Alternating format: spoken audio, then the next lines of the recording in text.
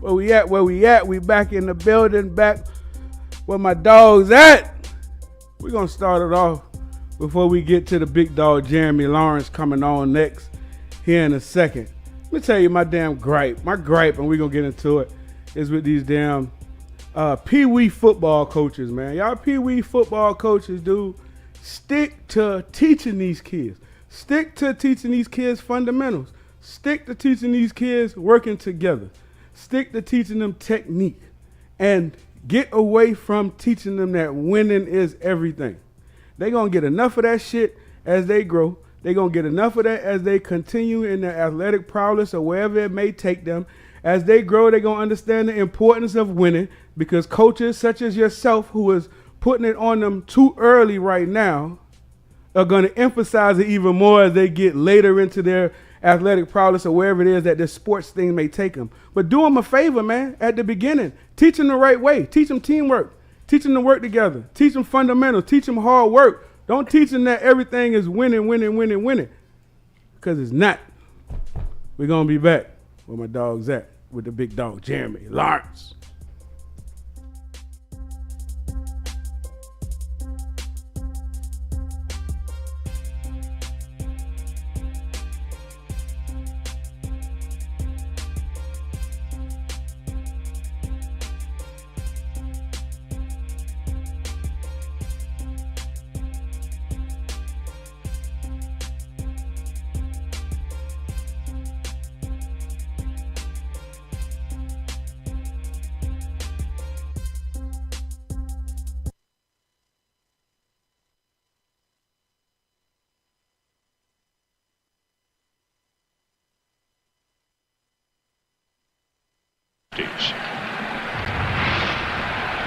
Burns and Wilder, this time, as you take a look at Booker, turned an ankle 3 days ago. They didn't know if he was even going to be able to play.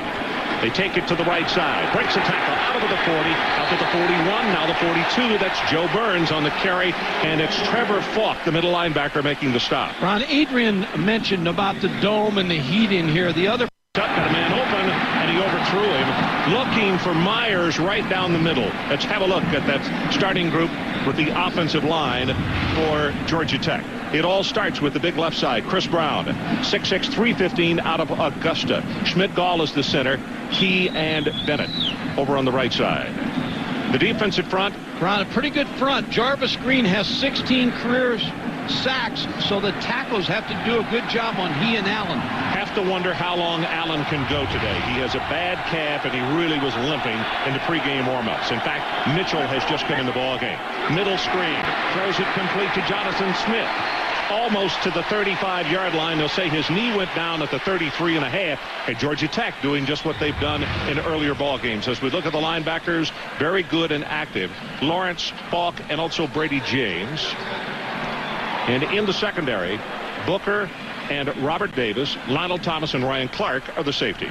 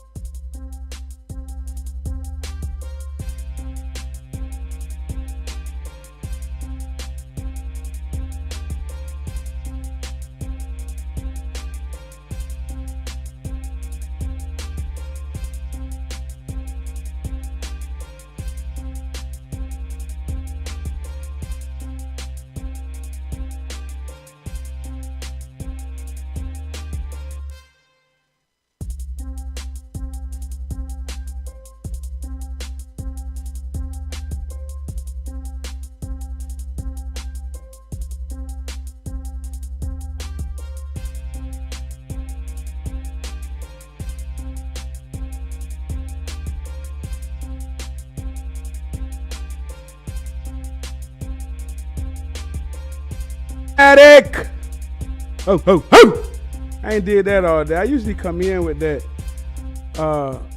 Stewie ain't give me the 1, the 2, the 3 like he usually do. I'm gonna put it on my dog. You gonna take that one from me, dog? I'll take that one for you. I'll take that. I appreciate it, bro. Take that one for the team. Yeah, man. We'll take. Hey, we got. Look who we got in here. We got. Like you call it, a trio. The trio, that's what you call it, the trio, him, Trev, and Brady. Yeah. They was. Them boys was raw. The trio, the big dog, Jeremy Lawrence. What's up with you, homie? What's up with you? Appreciate you coming to the kennel, baby. Appreciate you inviting me, man. I've been waiting to get on here, man. Look at you know he a dog lover, man. That's one thing about my dog. He a dog lover. He's had dogs and pits and all kind of dogs the entire time I've known him. How many dogs you done had since the entire time I've known you, dog? Like the entire time I've known you. I don't know. I had a lot. I love Give me a number. Give me a number. Over 100. Probably so. Yeah. Including puppies. Yeah. Including puppies.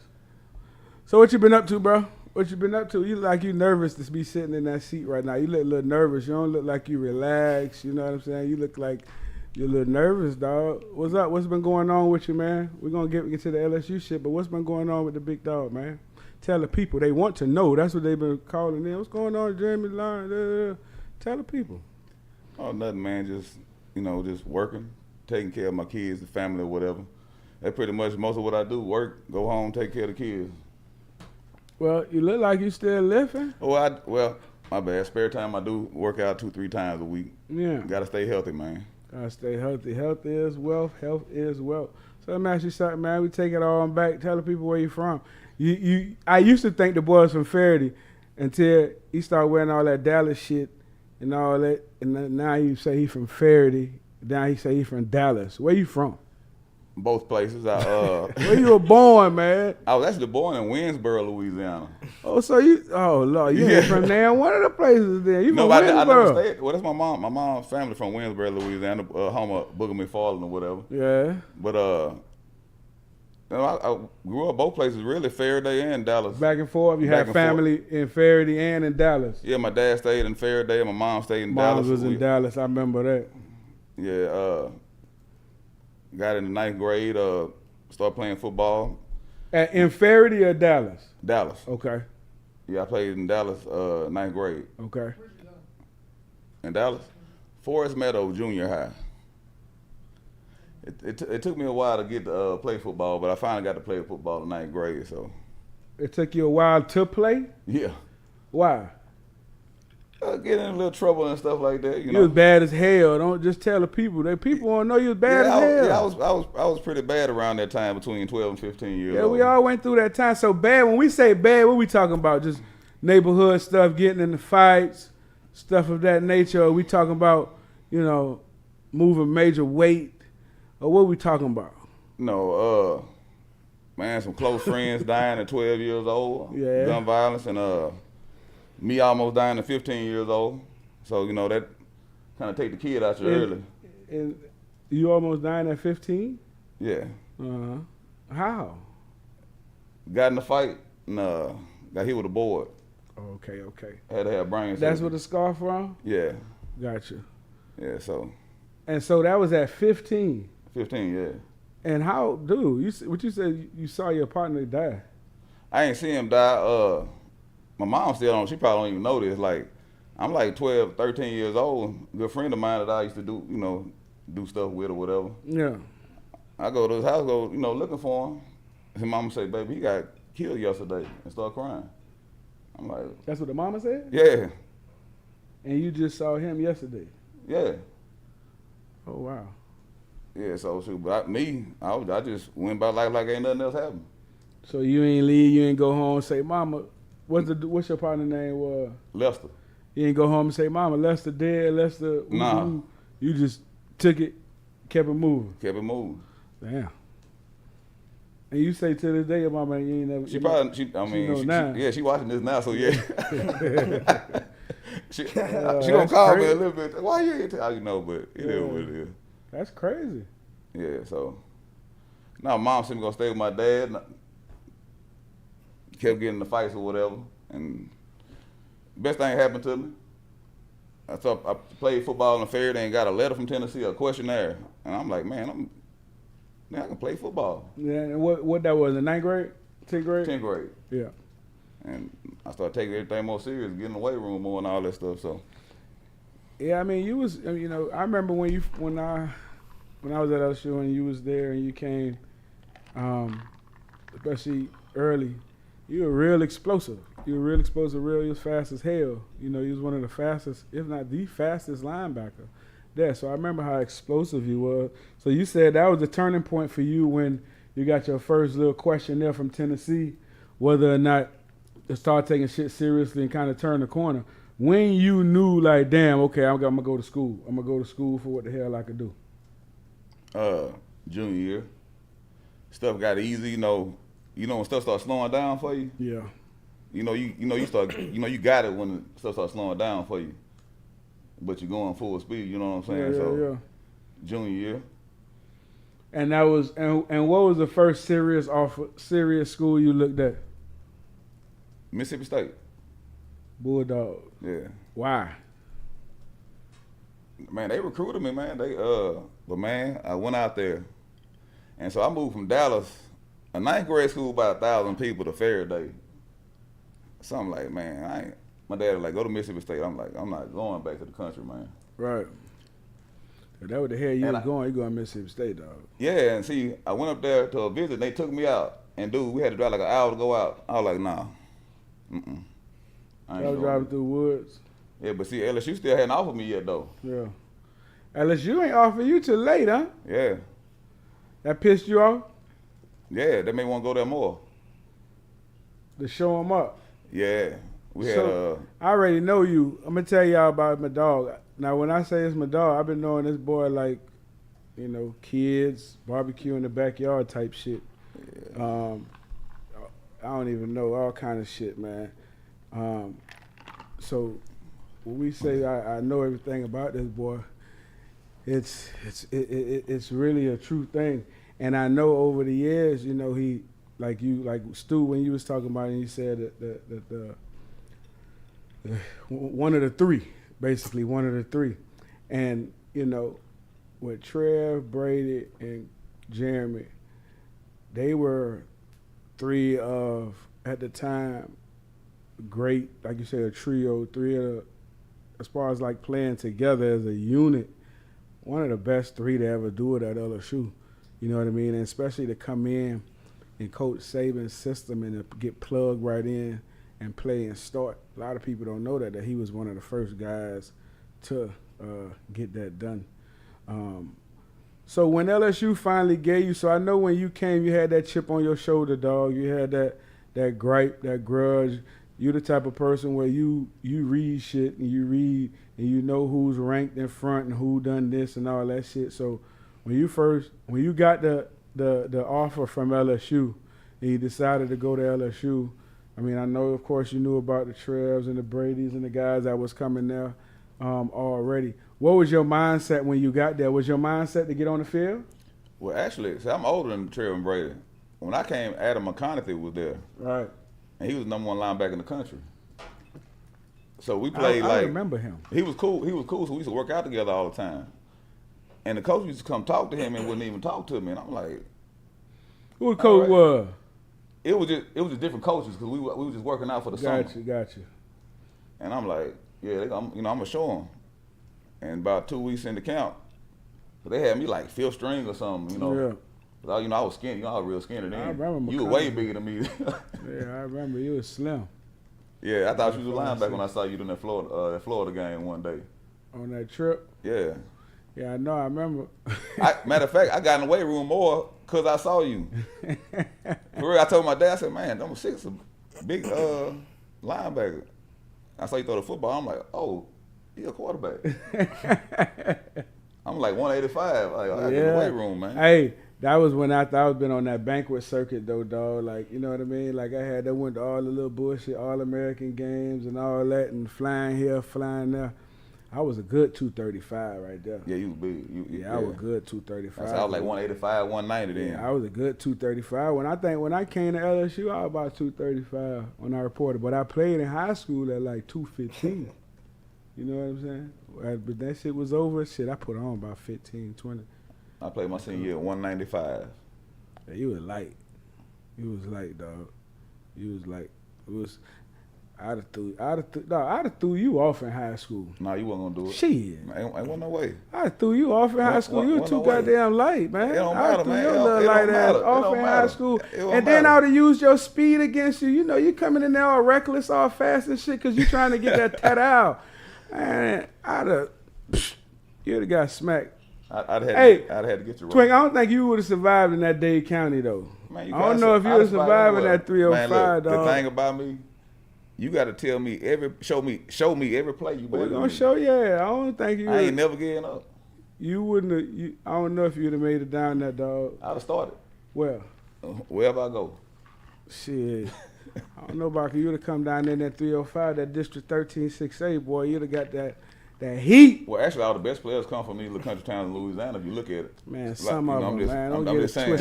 Tell them. I'm just saying, it's a lot of them. When you pulling out one every other year, come on now. Ro, you was like one of the only guys from Florida that even started at LSU. It was all country dudes from LSU, man. Hey, from Louisiana. Listen, man. Tell them. Bring it on down to that 305. Besides you, what other Florida players started? Bo. No, I'm talking about when we played. Bo started. We ain't had many. We ain't had no more. I was one of the first ones. We ain't had many, dog. Of course you're going to have more guys out of Louisiana, out of the... I'm not saying them country boys ain't balling. Y'all boys balling. You know that. Y'all boys balling. Ain't no question about it, dog. Don't get it twisted. Y'all boys balling. But what I'm telling you is bring it to the crib. We'll show you something different. That's all I'm telling you, dog. That's all I'm saying. I'd have brought it anywhere, man. So, what? I believe you. I'd have brought it anywhere, man. You'd have had to. Anywhere. You'd have had to, dog. You'd have had to in that district with Cass City. No, man, you gotta bring it. It don't even matter, man. It don't even matter. Shout out to them boys at the crib, man. That Florida football is serious. And y'all know that. Y'all, you up here try to talk all that shit you want to. Y'all know that Florida football is serious. We put them out every year. I mean, you know that. Now, Louisiana now per capita is unbelievable. Everybody coming here trying to get Louisiana players. Of course, we coming to get them boys. They raw. Look at your boy got over there at Catholic High School. My boy Shelton Sampson, best wide receiver in the country, in my opinion.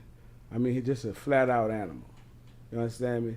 That bitch 6'5", 4'3", 40 inch vertical, smooth runner, can play small, can play big. I mean, wonderful. LSU got to tighten the reins up and go ahead and get that young man. That's for damn sure. So you get here, dog, and you get here with them animals on defense. Shout out to Lil No, my dog. Hey, what you thinking, dog, when you first get there and you see all these boys and you get there? What you say? I'm about to carve something out for myself. What you about to do? I hope Todd McClure watching. I saw Todd McClure hang clean like 4:15. Todd McClure, hey, shout out to Todd McClure. Yeah. Just got inducted into the Atlanta Falcons Hall of Fame. Well deserved, man. Hey, one of my biggest, not to cut you off, one of my biggest things I always wanted, bro, I always regret I never got a chance to take a real snap from Todd McClure, dog, because I thought he was such a goddamn animal. Bad, when I first got to LSU, him and Alan Faneca, I was terrified. If I was a defensive line, I was terrified of those two guys. But Todd McClure, shout out to you. Congratulations, my friend. Yeah, I always wanted to take a snap from him, dog, in a game. You know, he just got it, congratulations. He just got inducted to the Falcons Ring of Honor. Man, that's what I just said. Oh, you know. Don't worry about it. We had a little libation before we started. I just said the same thing. I don't know what's going on with it. Maybe Jameson's hitting him a little different. Just a little bit. But moving on, okay? Yeah, we'll keep going. Yeah, we're going to keep going. So tell me, dog, Todd McClure, you see him cleaning 415 and you got scared? What happened? I told my mom, I'm like, man, I think I'm just going to go to school or something, man. We ain't do no hang cleans and nothing. And right. I'm like, man.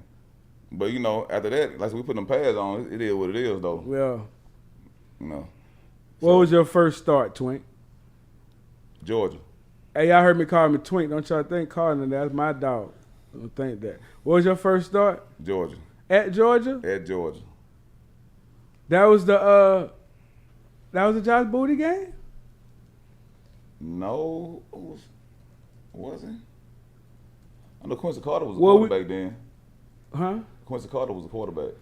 Yeah. QC. Yeah. That was it. We lost by like 4 or some shit like that. Yeah. Yeah. That was it. They backed the ball down in the corner of the end zone on a throwback. Yeah, I remember that shit because I remember that game. Yeah, I whooped that tackle the whole game too. My first start. But You was Quincy a freshman? Yeah. But Quincy was so athletic, just what you were saying. You about missed sacks. 4 of them. I remember that game. You kept running by him like a damn bat out of hell. Man, that dude was bad, man. Like you had jets on the back of you was you was like, I got him. Yeah, you was creating a lot of pressure though. You know what I remember that game? I remember going out when Josh got hurt. He got hurt for like a play. What you laughing for, OP? Somebody in the chat. They was talking about Faraday High School, and like when y'all was talking about like, you know, like who was better in high school, somebody put, like he had heart. He was a dog for us, for real. Let's talk about him. He do got hard. He was a dog. He still get his ass whipped in 13-6-8 defense, baby. What you mean? It don't matter, You still got to bring it down. Who said that? Who name was that? Adrian Bailey said that. Yeah. Shout out to Adrian Shout Bailey. out, man. Shout out. That's my dog right there, man. Shout out, He was man. a dog. Hey, listen, I know the boy was an animal. The boy was an animal. He would have got an issue down there in that District 16-6-8 though. Believe that, boy. Ain't no way, man. Ain't no way. So go ahead, dog. Continue with your story, dog. My bad. No, I know I was pretty decent after that game. So, you know.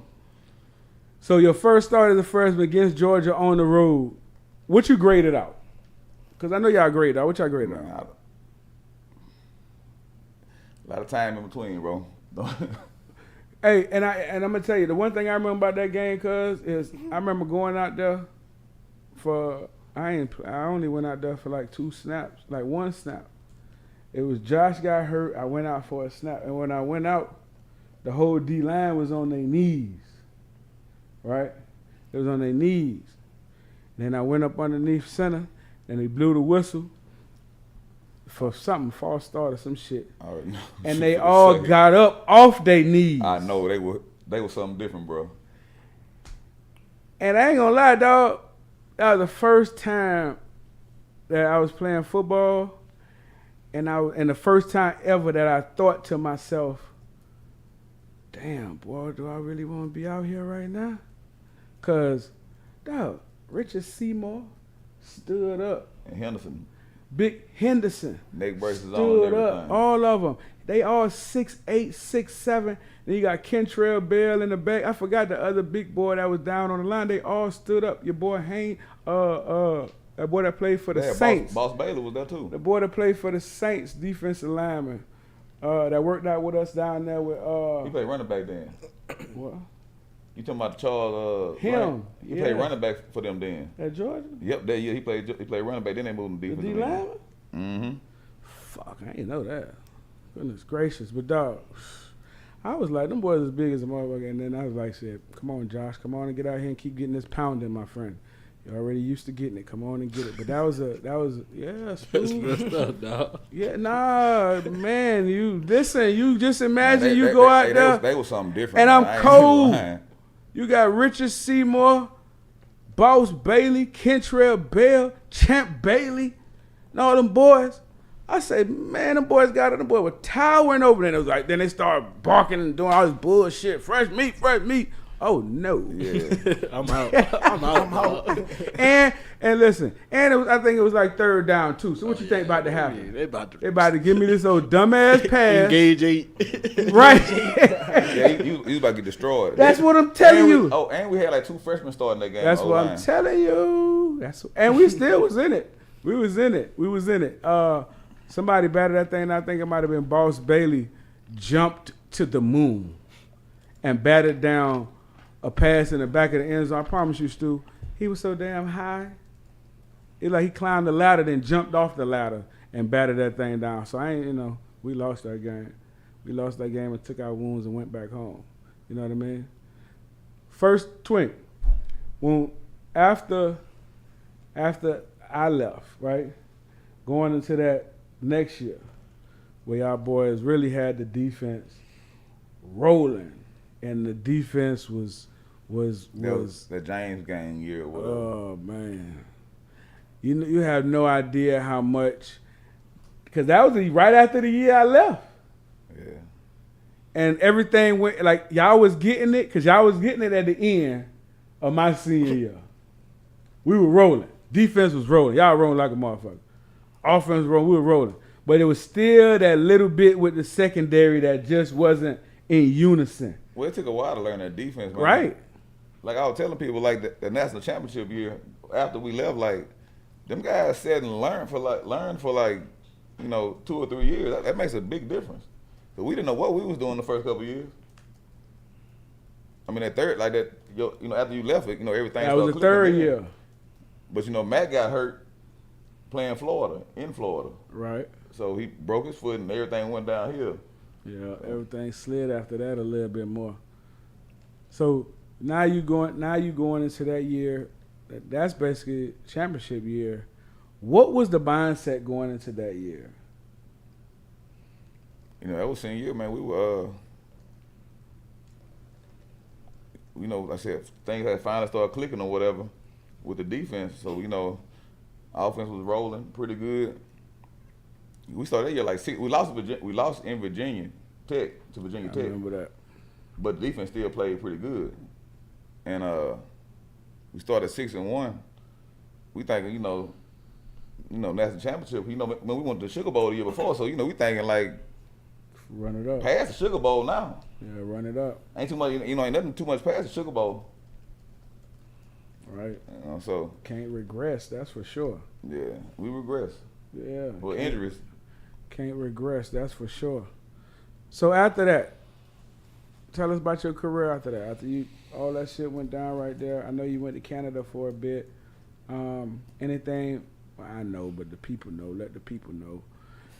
Anything panned out with after the league, after LSU, Canada? No, man. I said most of it was all me though. Well, actually, I didn't get a shot. Don't know why. It is what it is. But a couple years passed. Terry Phillips called me, asked me if I want to go play football. I'm like, man, I ain't doing nothing else. Yeah. TP. Shout out to TP. He really saved my life. I ain't gonna lie about making that call. So. TP saved your life. Yeah, he made it. He did by calling me because I was doing some wild stuff then. He called me. So from the time where you was done at LSU to, because I mean, dog, I ask you that because we all go through that shit at some point or another. Whether you go from college and fortunate enough to go to the league, and then at some point you got to transition yourself back into exactly like what you just went through it a little bit earlier. So from the time from LSU to TP calling you and changing it, how much time that is in between? A year, 2 years? Yeah, about a year and a half. So basically you were trying to figure it out. Yeah. During that time. By all means necessary. Survival mode. Yeah. Yeah. And that call happened, and what happened? Went up to Indiana, played some ball. What that was, arena? What it was? Arena. Yep. Yeah, I hated it. What that was, a Barnstorms or something like that? We called it Blue Cats. Blue Cats. Catfish or something like that. Blue Cats? Yeah, catfish. Something. I knew when I saw the fish, I knew we was gonna be terrible. Like we not even like a shark or nothing like that. We are catfish. Like. Hey, y'all bottom feeders, dog. Yeah, that's how we played too. So, what about that call changed your life though? You say that changed. What it do for you? It got me away from Dallas for a little while because I moved back to Dallas and was doing some, what they say, unsavory things or whatever in Dallas. So it just got me away from that for a while. I needed to get away from that. So when you left there and went up there to Indiana, you left once you was done in Indiana, you went back to Dallas, or you came back to Baton Rouge? Came back to Baton Rouge. Okay, so you never went back to Dallas. You left Dallas, went to Indiana, and you came back here. Yeah. Okay, got you. And then what?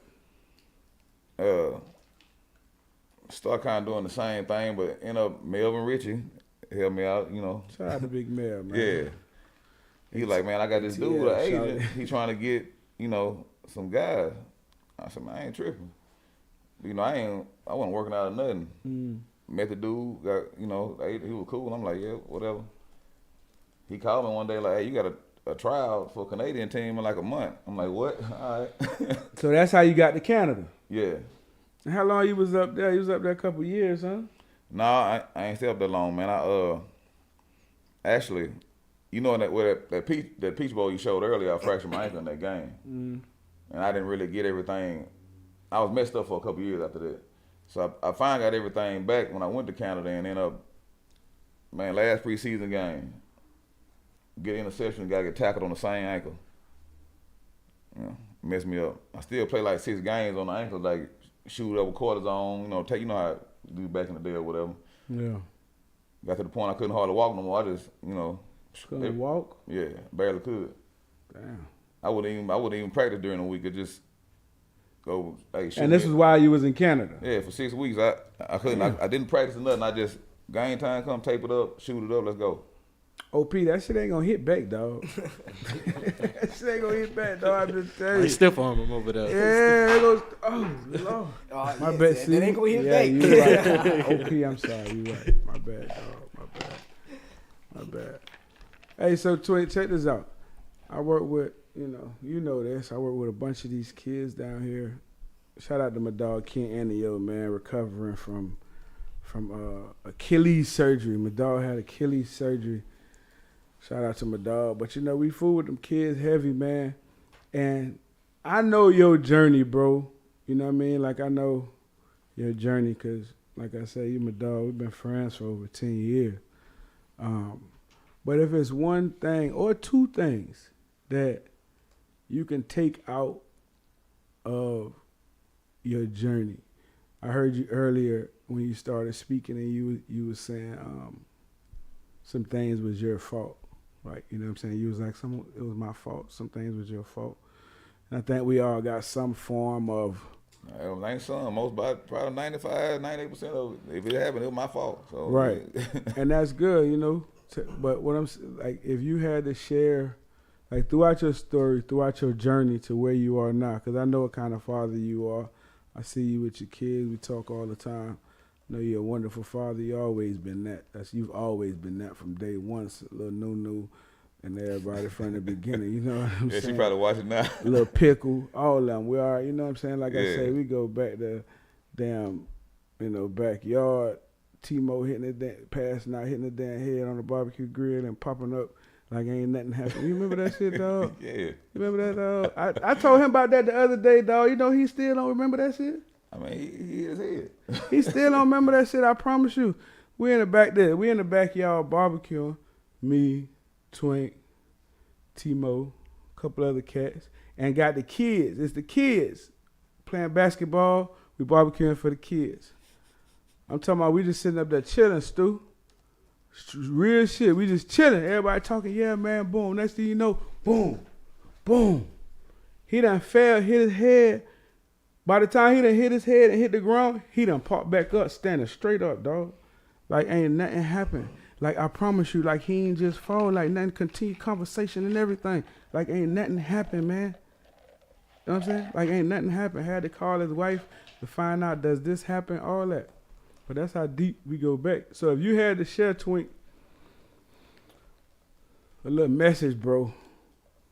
You know what I mean? We all know some shit that we, like you said, 90%. We all do got some shit we wish we would have, did some shit better or whatever. Give me a message, dog. What would your message be to like my kids that we deal with, or even these youth that you see running around here now that's into all the shit that, like you say, unsavory. The crazy thing, sometimes when I pass by kids at like a bus stop or something, I just think, I was like, man, they don't even know what they can be right now. You know what I'm saying? So, I try to show kids a different way sometimes, because, it's up to us to help these kids out, especially some of these fatherless kids around here, man. Yeah. That's why coaches, bro, like, that's why that shit with the coaches thing earlier that we were talking about earlier, and we're going to get into it, that's why it rubbed me the wrong way so much, because it's even if you feel like you don't have a responsibility or you're not to you know, it don't have to be your kids. It don't have to be your people's. But if you're on that platform to where you take on that responsibility of organizing anything on any scale, I don't care what it is. If you put out a flyer and organize kids to come run just for regular exercise, and it's a neighborhood coach, and you're not getting paid for it, or you're getting paid tens of millions in the king's ransom for it, you have a responsibility, dog, to them kids. Because no matter what the fuck you think, they all looking up to you. If you think they don't, you crazy. They're too impressionable, especially the young kids, and that's basically who I'm talking about, man. Like the coaches that deal with these young kids. I got to do better, bro. I got to do a lot better. It's not on us grown men to try to live through these young kids and try to make them into what we were not. That's not our job. Our job is to mold them. Our job is to inspire them and to give them exactly what we lack, what we didn't have. That's not athletic paralysis. Let's take the emphasis off of winning and put it on educating. Take the emphasis off of winning, man. Once we take the emphasis off of winning, we'll be a lot better, man. We'll be a lot better for it. Twink, appreciate you, dog. Appreciate you coming in, dog. Sharing your story. You know what I mean? You know, I already know, bro. You come back anytime.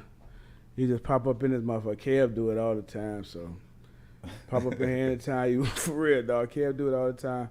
Pop up in here anytime, bro. Appreciate you coming in. Coming to the kennel, you know. We're going to be in a new studio pretty soon. I keep saying that shit. I can't wait till we in it. We're going to be in a new studio soon, dog. So appreciate you having us, man. Having us. Appreciate you coming on, big dog. You know, you still stick around, have a couple of drinks and shit, you know what I'm saying? We're going to get into it, though, coming up with Hot Topics. See what Jay got up for us coming up. Again, the big dog. Jeremy Lawrence in the motherfucking building. Appreciate you, dog. Man, we'll be back. Man. We'll be back. We'll be back. He ain't going nowhere. We'll be back. Where my dog's at. Oh, oh, oh, oh!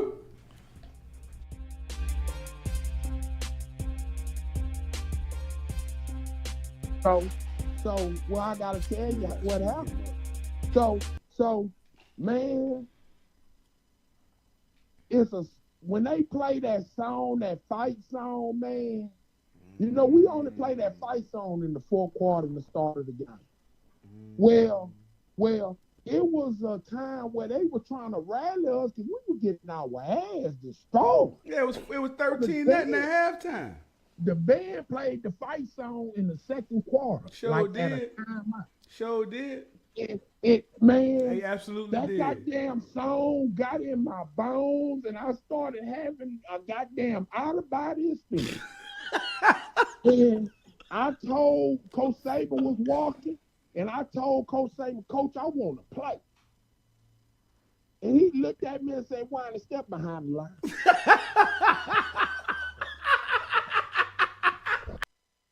The coach is the most important play in this whole thing with these guys because one is new offenses, then guys are younger, guys are coming from different systems, coming from different everywhere. So the one that's the other fact that's going to come into this. Whoever picks this shit up the fastest, whoever picks this it's up an even playing field. Yeah, 100%.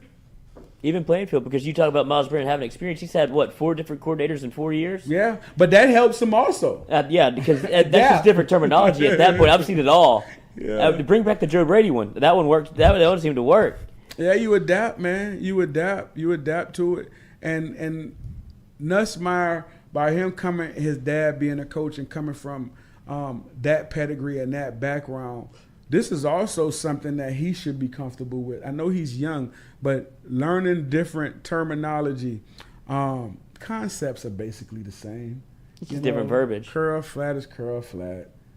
Goals is goals. You know what I mean? It's just different terminology. So that type of thing for them should get picked up pretty easily from Nussmeier, from all those guys. All those guys are smart guys. Miles, all those guys. They should pick that up pretty swiftly. But Nussmeier's advantage in this whole thing is I mean, without a doubt, his legs, without a doubt, his confidence. You know, without a doubt, his ability, and he actually reads defenses pretty good right now for the stage that he is in his young career. He picks up defenses and goes to the right place with the ball pretty good. His problem is getting them feet in line all the time or going there because he's so athletic. You know what I mean? So sometimes he just relies strictly on that quick twitch and getting that ball out, but he has to get his feet lined up. And also with him, he has to work on that accuracy as well. So shit, if he's gonna come out and do that every time, now come back and backtrack and try to call Jimbo. You know that I talked to Jimbo personally about this, and their friendship was a friendship that was more professional. Yeah, you know what I mean? Professional. Not we gonna spend time in the off season and with our families and all that bullshit. It was, you know, very professional. You coach for me. We learn from each other, that type of thing. We know each other's bullshit also. I know your bullshit, you know mine. So why would you bring that up? You know what I mean? Why would you open up that can when now they going to dig into your shit? So now they're going to dig into all the bullshit. Guys could come out that's disgruntled with you, could come out and say all kind of bullshit. Guys that you just offered that bag to, that didn't take it and went somewhere else and took the other bag. Now they could come out and say, you know what I mean? It's just all that shit. So why not keep all that in house? And coaches chimed in on that. Lane Kiffin chimed in too. Lane Kiffin was like, Lane Kiffin said his mouth was still wide open. It was 7 o'clock and he's still looking at the television.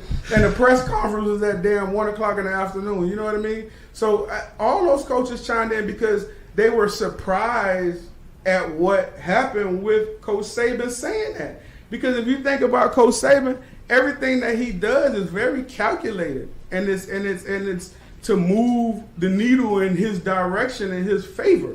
So I don't know if what his motive was. I would love for him to let us know what that was, or to come out so we can find out. I don't know what his motive was, but whatever his motive was, it was definitely something that he planned, in my opinion, just from playing for him and knowing him as you know, friends.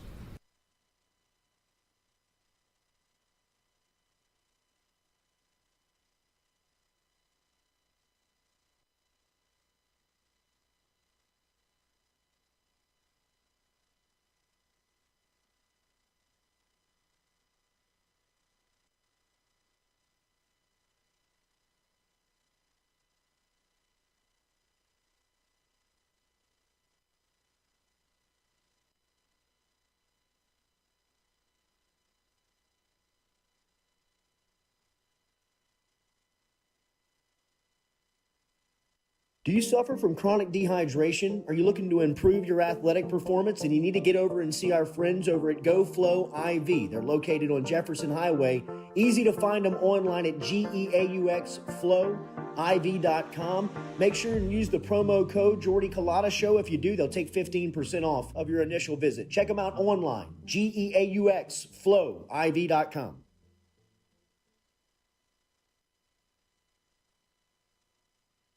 In a wreck, Gordon McKernan Injury Attorneys is ready to go to work for you. Come meet your team. I'm your intake specialist. I coordinate your case and connect you with your attorney and paralegal. That's us, your legal team. Here you go. Thanks.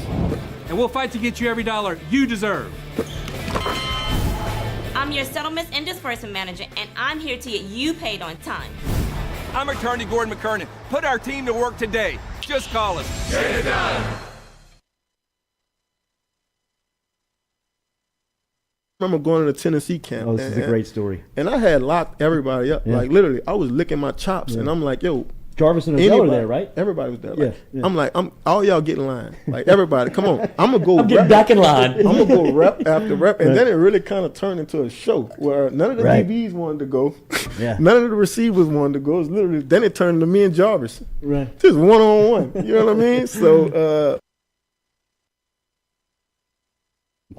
Yeah, well, I think it starts here, you know, and we have a good bit of people on this particular staff who are from Louisiana, who know and believe in our hearts that this place produces the best football players in the country, and I think the numbers speak for themselves per capita. Produce the most NFL players, you know what I mean? So even from an analytical standpoint, it makes sense to take the kids from here because the chances of them playing in the league are higher than if they come from anywhere else. Yeah. I think our brand is super powerful, so we will have to recruit at a national level, or there's really no reason that we shouldn't, you know what I mean? Because if we can get a top player from another state who can help us win a championship, then of course, right? But I think it starts right here in Louisiana and then right here in Baton Rouge. There's some really good players who are still available that are right here in Baton.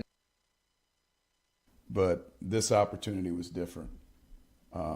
You have a chance to come to a place with unbelievable tradition, work for the winningest head coach in college football.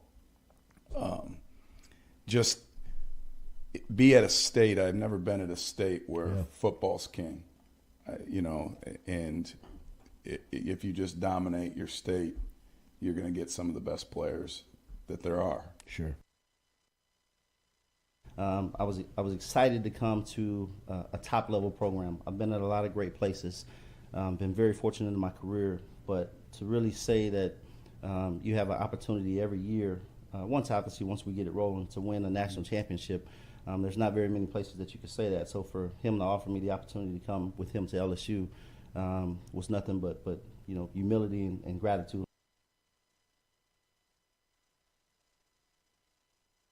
This show in particular, highlighting the players that I've seen come through here, and the coaches, we're grateful to have the opportunity.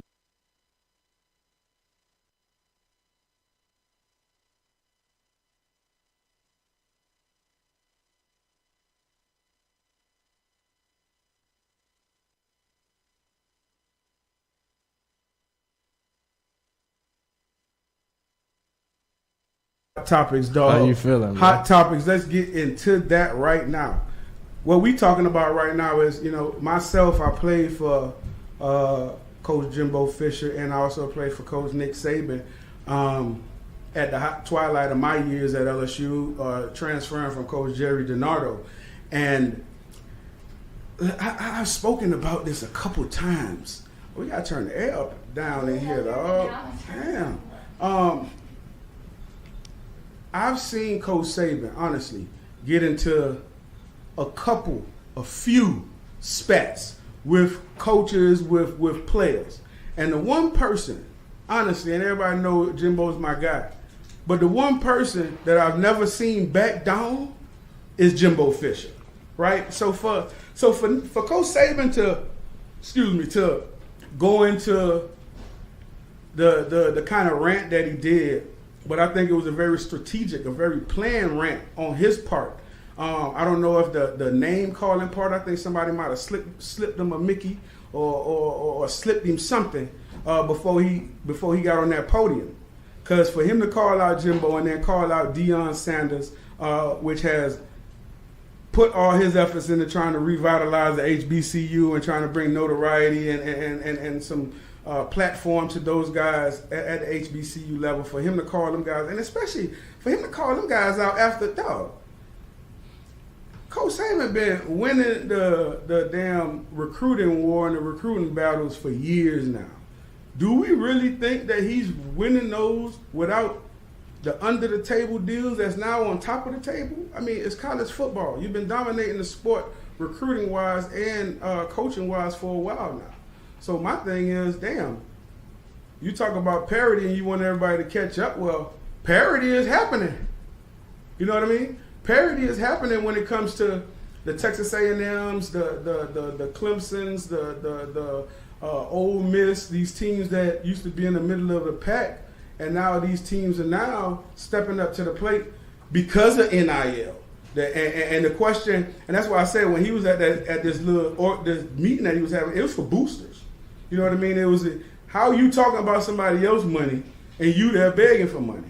You there trying to get these people to, or you trying to let them know, listen, these guys, the reason why they took 4 of the top 8 guys that we were going after, and they are edge rushers and they are defensive players, it's because they got more money. It's because they offered these guys more money. Their NIL deals were better. So open up them checkbooks and let me get this money. You know, whether it was that angle or the angle of trying to, like he said, get some kind of parity for the NCAA or the federal government, whoever the hell, to come in and regulate what they're doing with the money, I say this, man, you better catch up.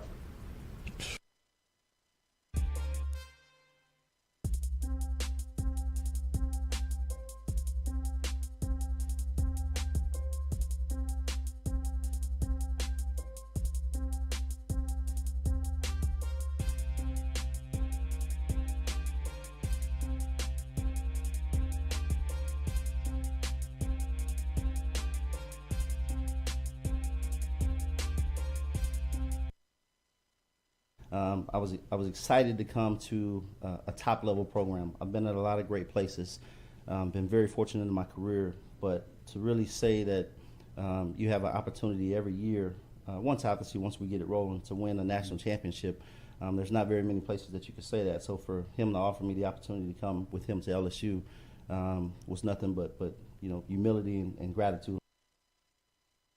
We're all from different places and backgrounds. We've each experienced our own versions of life, but in the end, we're all on the same team. I'm part of that team, along with these players in purple and gold. Kayshawn Buddha, Malik Neighbors, Miles Frazier, Kyron Lacy, Greg Brooks. Whether on the field or in the courtroom, your team matters. So join our team, make a difference. Bet, let's get it done.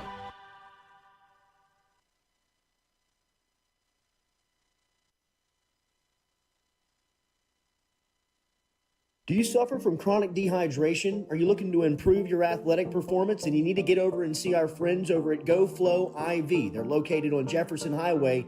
Easy to find them online at GEAUXFlowIV.com. Make sure and use the promo code Jordy Collada Show. If you do, they'll take 15% off of your initial visit. Check them out online, GEAUXFlowIV.com.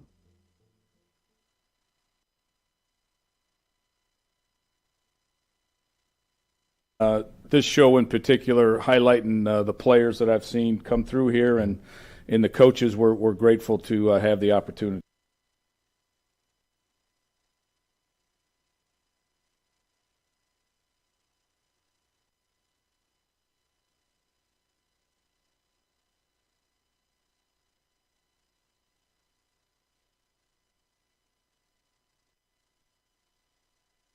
Whenever Tyrann Mathieu's ready for that challenge, this is something that he's talking about out loud. Now, yes, he's speaking it into existence. We will talk to him about this afternoon. So we'll ask him how real this stuff is. But he's just, in the way that I know him, and like I said, we've got a relationship that's lasted about 10 years from covering, media member to athlete, and we're not good friends by any means, but I feel like I know him a little bit. He's not saying stuff like that without really being serious about it.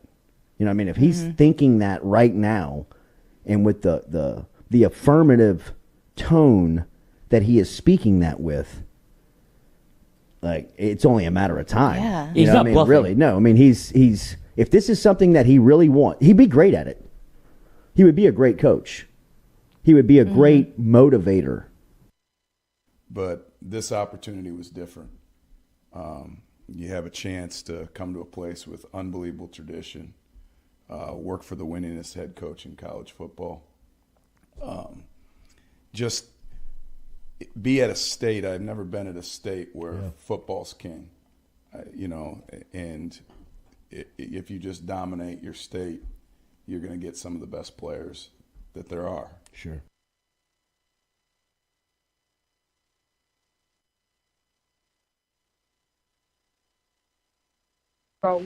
So I gotta tell you what happened. So man,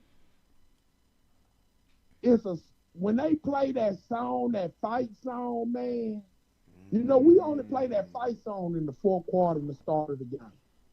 Well, it was a time where they were trying to rally us because we were getting our ass destroyed. Yeah, it was 13-0 at halftime.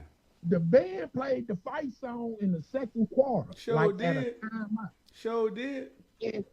Man, they absolutely that did. goddamn song got in my bones, and I started having a goddamn out-of-body experience. And I told Coach Saban was walking, And I told Coach Saban, Coach, I want to play. And he looked at me and said, "Why step behind the line?"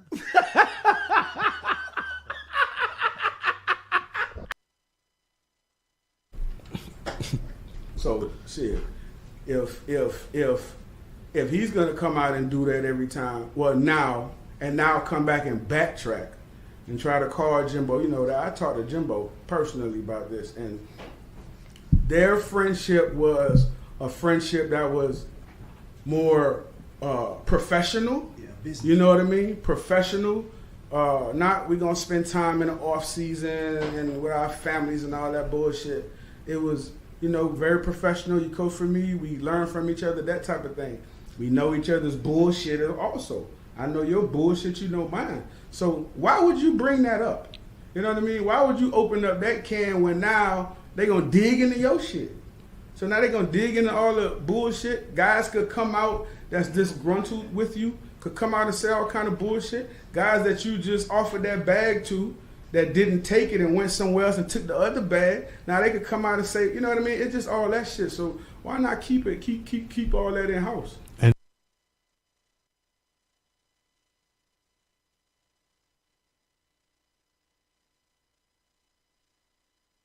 Coaches chimed in on that. Lane Kiffin chimed in too. Lane Kiffin was like, Lane Kiffin said his mouth was still wide open. It was 7 o'clock and he's still looking at the television. And the press conference was at damn 1 o'clock in the afternoon. You know what I mean? So all those coaches chimed in because they were surprised at what happened with Coach Saban saying that. Because if you think about Coach Saban, everything that he does is very calculated, and it's to move the needle in his direction, in his favor.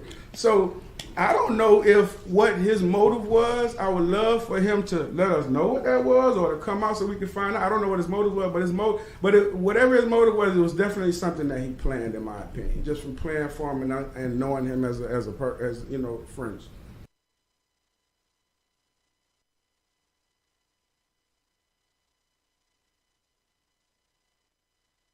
Hot topics, dog. How you feeling, Hot man? topics. Let's get into that right now. What we talking about right now is, you know, myself, I played for Coach Jimbo Fisher, and I also played for Coach Nick Saban at the twilight of my years at LSU, transferring from Coach Jerry DiNardo. And I've spoken about this a couple times. We got to turn the air up down in here, dog. Damn. I've seen Coach Saban, honestly, get into a few spats with coaches, with players. And the one person, honestly, and everybody know Jimbo's my guy, but the one person that I've never seen back down is Jimbo Fisher, right? So for Coach Saban to go into the kind of rant that he did, but I think it was a very strategic, a very planned rant on his part. I don't know if the name calling part, I think somebody might have slipped him a Mickey or slipped him something before he got on that podium. Because for him to call out Jimbo and then call out Deion Sanders, which has put all his efforts into trying to revitalize the HBCU and trying to bring notoriety and some platform to those guys at the HBCU level, for him to call them guys, and especially for him to call them guys out after dog. Coach Saban been winning the damn recruiting war and the recruiting battles for years now. Do we really think that he's winning those without the under the table deals that's now on top of the table? I mean, it's college football. You've been dominating the sport recruiting wise and coaching wise for a while now. So my thing is, damn, you talk about parity and you want everybody to catch up. Well, parity is happening. You know what I mean? Parity is happening when it comes to the Texas A&Ms, the Clemsons, the Ole Miss, these teams that used to be in the middle of the pack, and now these teams are now stepping up to the plate because of NIL. And the question, and that's why I said when he was at this this meeting that he was having, it was for boosters. You know what I mean? It was how you talking about somebody else's money and you there begging for money. You there trying to get these people to, or you trying to let them know, listen, these guys, the reason why they took 4 of the top 8 guys that we were going after, and they are edge rushers and they are defensive players, it's because they got more money. It's because they offered these guys more money. Their NIL deals were better. So open up them textbooks and let me get this money. You know, whether it was that angle or the angle of trying to, like you say, get some kind of parity for the NCAA or the federal government or whoever the hell to come in and regulate what they're doing with the money, I say this, man, you better catch up.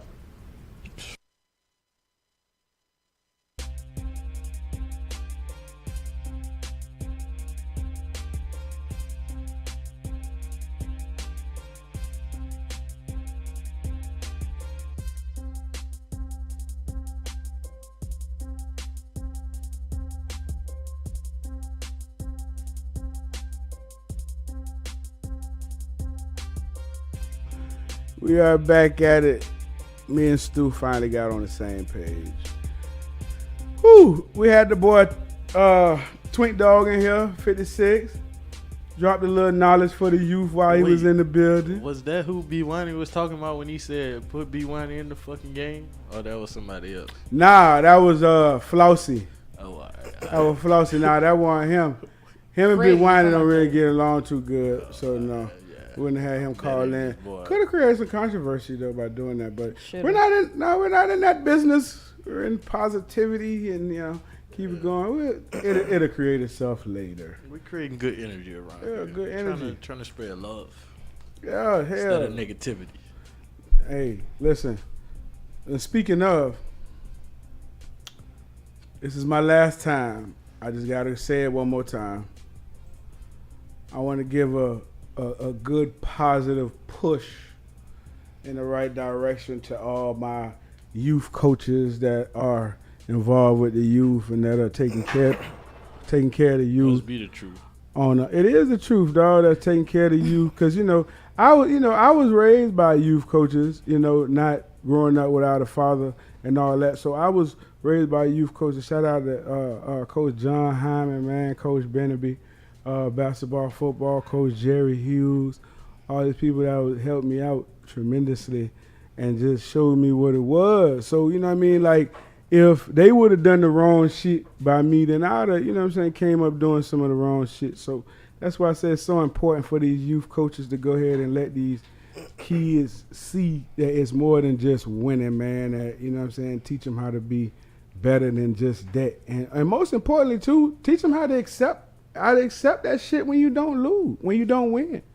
Don't get upset. Don't go back to the drawing board and see what you did wrong, get it back going, get it together. So, I don't know what I know you got kids, Stu, and a young son. So I know, and you're very heavily involved in your child and very heavily involved in sports as well. I mean, all of us are on here.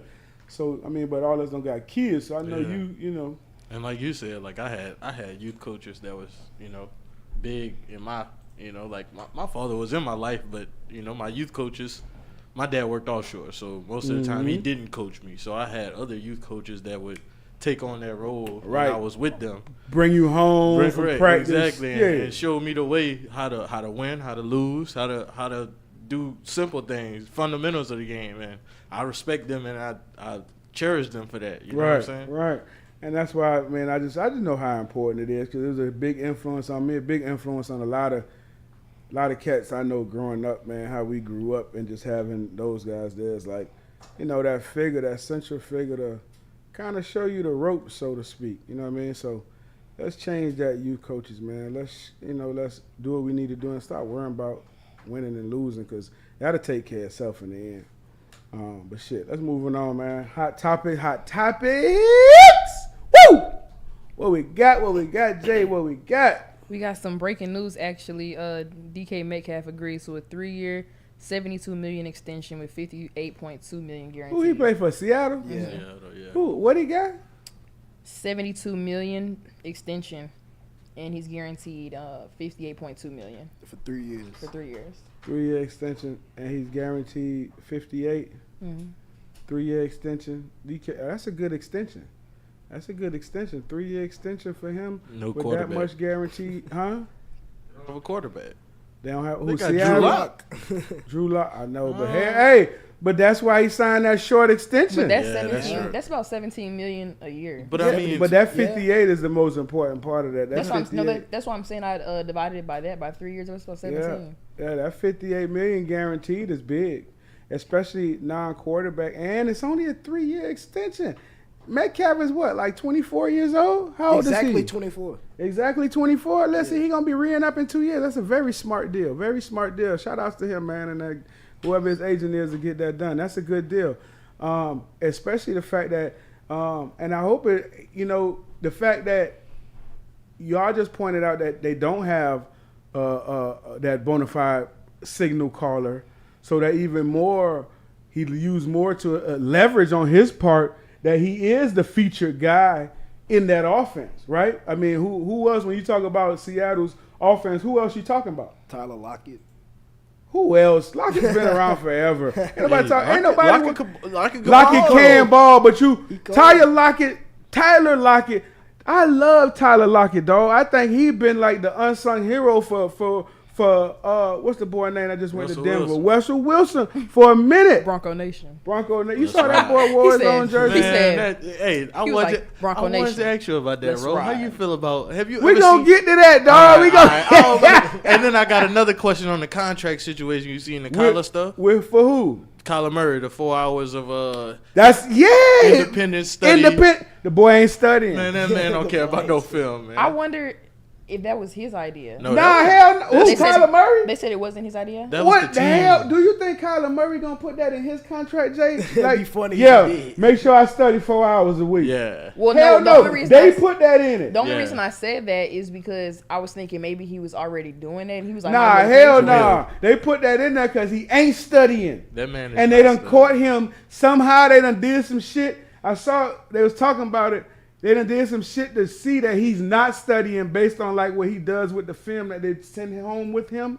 It's like some shit they got on there where they could check it to see if he watched track how much you use the iPad. So that's what. No, it's actually an insult, dog. It's an insult to Kyler Murray because you know what that means. We just getting off. That means he's not damn studying. And this is the thing for me, dog. Like. How much money they gave that boy? Like damn, that $300 million, right? Yeah. Well, he was guaranteed 160. They gave him what was his contract? Like 250. But he was guaranteed like 170. Guaranteed. 160. Dog, man, like dog. You gotta understand, cuz for them to put that in the contract, for them to put that language. OP, you laugh. That's what I said too. That's for them to put that language. They know that he has no type of like work ethic. His ethic is done. It's like when it comes to studying, when it comes to him, being on his Peyton Manning, Tom Brady shit, he not on that. Cause ain't no way in hell you would never find language like that in any of those other guys. And I don't know the rest of the league, so I'm just talking about the guys that I was privy to know that this is how they get down. You know what I'm saying? So, but for you to be a top-notch quarterback and to be considered one of these top-notch guys, there's no way in hell. That's embarrassing, man. There's no way in hell that language in your contract should state that you have to designate 4 hours of study time to your craft, that's all the damn you do, that they paying you a king's ransom to do. And listen, I'm all for people getting their money. Get your money, dog. Like Kyler Murray, get your money. All them boys, get your money. Metcalf, get your money. Everybody, get your damn money. You know what I'm saying? But dog. But 4 hours, bro? Like that ain't even. I mean, cause that's not even 5 days. Yeah, but all they trying to say is do something. Yeah, that's what the Cardinals. That's what the Cardinals are saying. Like, because you're right, dog. For them to even put that in there, it's like screaming, please, just study. Please, just Kyler Murray, study. Just look at the motherfucker, dog. Please, just listen. We're going to give you this money, dog. Just 1 hour a day, dog. And then the thing about it is, dog, you just think about it, right? That ain't even an hour a day, though, bro. I know, dog. But I'm trying to give the man the benefit. Like he could really do like 30 minutes for breakfast. But just think about it, bro. Like 30, like he could do 30 minutes for breakfast. Is it that much they go at asking lunch? You to do? Then you do your 30 minutes at lunch, and then before you go to sleep, to get you 30 minutes. That's 90 minutes right there. That's you know embarrassing. That's an hour and 30 minutes of your study time going for the week. And now you got what 2.5 That's more the hours? Jamarcus Russell clause. Exactly. Yeah, that is. But you know the difference. It's a difference though. Kyler Murray is in a way better situation than J-Rock was. Yeah. We're gonna have my dog on here. He in a way better situation than J-Rock was. Yeah. And Kyler and dog. That boy got D-Hop. Dog, not just that. He has a organization that believes in him. He has an organization. Cliff Kingsbury believes in that boy. That organization believes in Kyler Murray. They believe in you so much more. They know you don't study, and then gave you over $200 million, gave you $170 million guarantee, and you don't study. They had to put a clause in there that says you have to study. And we're gonna give you some more money if you study. Like when you say that, it just sounds like that is crazy. Like as that's an because NFL that shit's quarterback, stupid, dog. That they shit's gotta stupid. Do that. Like, grown man. You know the part about it, honestly, bro. That is, it just lets me know that he don't understand. He don't get it. You know what I'm saying? Because even we talk about things all the time, dog. And let's just talk about it for the culture. I'm talking about for the culture as black quarterbacks. It's always been that stigma put against black quarterbacks that you was always athletic enough to do it, but you weren't smart enough to do it, right? That's what I was always faced with. I'm just being 100 about me going through it. That's what I was faced with at times, you know, in the places and the different stops that I've been throughout my career. That's always been something I was faced with, that and no experience, which, you know, it is what it is. But for Kyler Murray, bro, to not understand that you're not only carrying the badge of yourself, the organization, yourself as a human being, yourself with your family name, but you're also, man, that fraternity, my guy. Like, you're in that black quarterback fraternity, my guy. And, you know, you always want to try to carry yourself and do everything necessary to uphold that because it's such a sacred thing. And you not studying, and then, like, I'm not mad at the Arizona Cardinals, dog. I'm not mad at the Arizona Cardinals for putting that in there, the Arizona Cardinals for putting that out there. Because the one thing you know is that's something that's being observed, that has been observed, and something that's been talked about amongst the upper rankings of the Arizona Cardinals. That ain't no shit that just popped up. They was like, yeah, we got him. We got him. Yeah. And you know what I'm saying? Like, for somebody to say, as a top-tier quarterback, and we give you all this, Kyler Murray need to, one, be real with himself if that's going on, and go ahead and assess it and make strides to make it better and move on from it. And that's all he can do, bro. Acknowledge it, make strides from it, and move on from it, and you'll be a much better quarterback. Because I had them, like, dog, we all go through them times, the moments where, fuck, I don't want to watch no film. I'm about to go home and chill. You know what I mean? I want to do it. But you have a responsibility to yourself and that organization that you play for that's cutting that check like that to you. And not just that, bro. Like, shit, you should just want to be that dude. And I don't think he won a playoff game yet. He hasn't. He has not won a playoff game. But it's so much for him to be focused on that involves studying, that is just so crazy that they have to put this in his clause. Because in the NFL, trust me, dog, I never tried to do it. When I got there, I found out that I really, honestly, that I wasn't studying nowhere near as much as I needed to. I remember Tom Brady calling me our rookie year, and I forget what week it was, and he's asking me about a coverage. He asking me about a coverage of the team we getting ready to play. I think it might have been the Giants who was getting ready to play. And he's asking me about a coverage. It's like 2 o'clock in the morning. I'm asleep. Yeah. He up watching this shit and been up 2 hours prior and stayed up after till 5:30 time to go to work. You know what I'm saying? So I understand Kyler Murray like being in a situation saying like, damn, you know, I don't work as hard as this guy or that guy because this guy's a champion. He's been here. This is what the hell it takes. Yeah. Like, I might put more on-field work than him, but I'm not doing the work in the classroom. Correct. Yeah. And that's, you know, and I'm not saying like he don't work, because it's like you say, might put the work in on the field and not as much so in the classroom. May feel like you have it. May feel like, you know, my athletic ability to get me out of that trouble or whatever. You know what I'm saying? But like, that's the biggest thing in the NFL is you have to evolve. You have to evolve as a quarterback. You have to evolve in how you plan and prepare. And those are the ones that are really, really successful, man. And shout out, and you can all miss shout out to that boy Tom Brady, because I honestly was able to see it firsthand for how the boy get What's down. the chance we get Tom on? Oh, I know he got a busy schedule. I know it's too We busy. can't pay him enough. Oh yeah, I forgot. It's season time too. Yeah, we can't. We pay gotta him send an enough. invoice. Hey, we might could send a kite through Russell Gage. We get Russell Gage on here, then we send a kite through him. You know, Russ, my dog. Russ come on here at no pressure. That's what I'm But we saying. get Russ, and then we send that kite. You know, we might send a little kite to Tom, see if he, holler Throw at a his filler. boy. You gotta throw the feel me? filler out there. Just Got see. to. We got. Oh, all they can Just say to is see no. you You play know. with him You and know. Oh everything. yeah, yeah, You yeah. got to Listen, connect. ain't no love lost there. We send that kite out to him. Tell him old Shaq need to get him on here for about a couple minutes. That's all. We send it out. We get him on here, dog. We get the boy on here. Get that thing boosted up. What else we got? Bronny James, we talk about them all the time, but know. he just played his last AAU game ever and he went off. That's what they said. How many points he hit? What do you do? What do you do? It's in the doc if you can pull it up. Hey, you can't tell us how many points he hit. His last AAU game ever? Yeah, it was So he must against. have had everybody in It the was at building. Bishop Gorman. It was against one of those other AAU teams. Let me see. He must have had everybody. It in was the against building another for that top one. player. Yeah, but they were. They must have had everybody in the Oh, building. little for Bryce, that one. 6'6" too.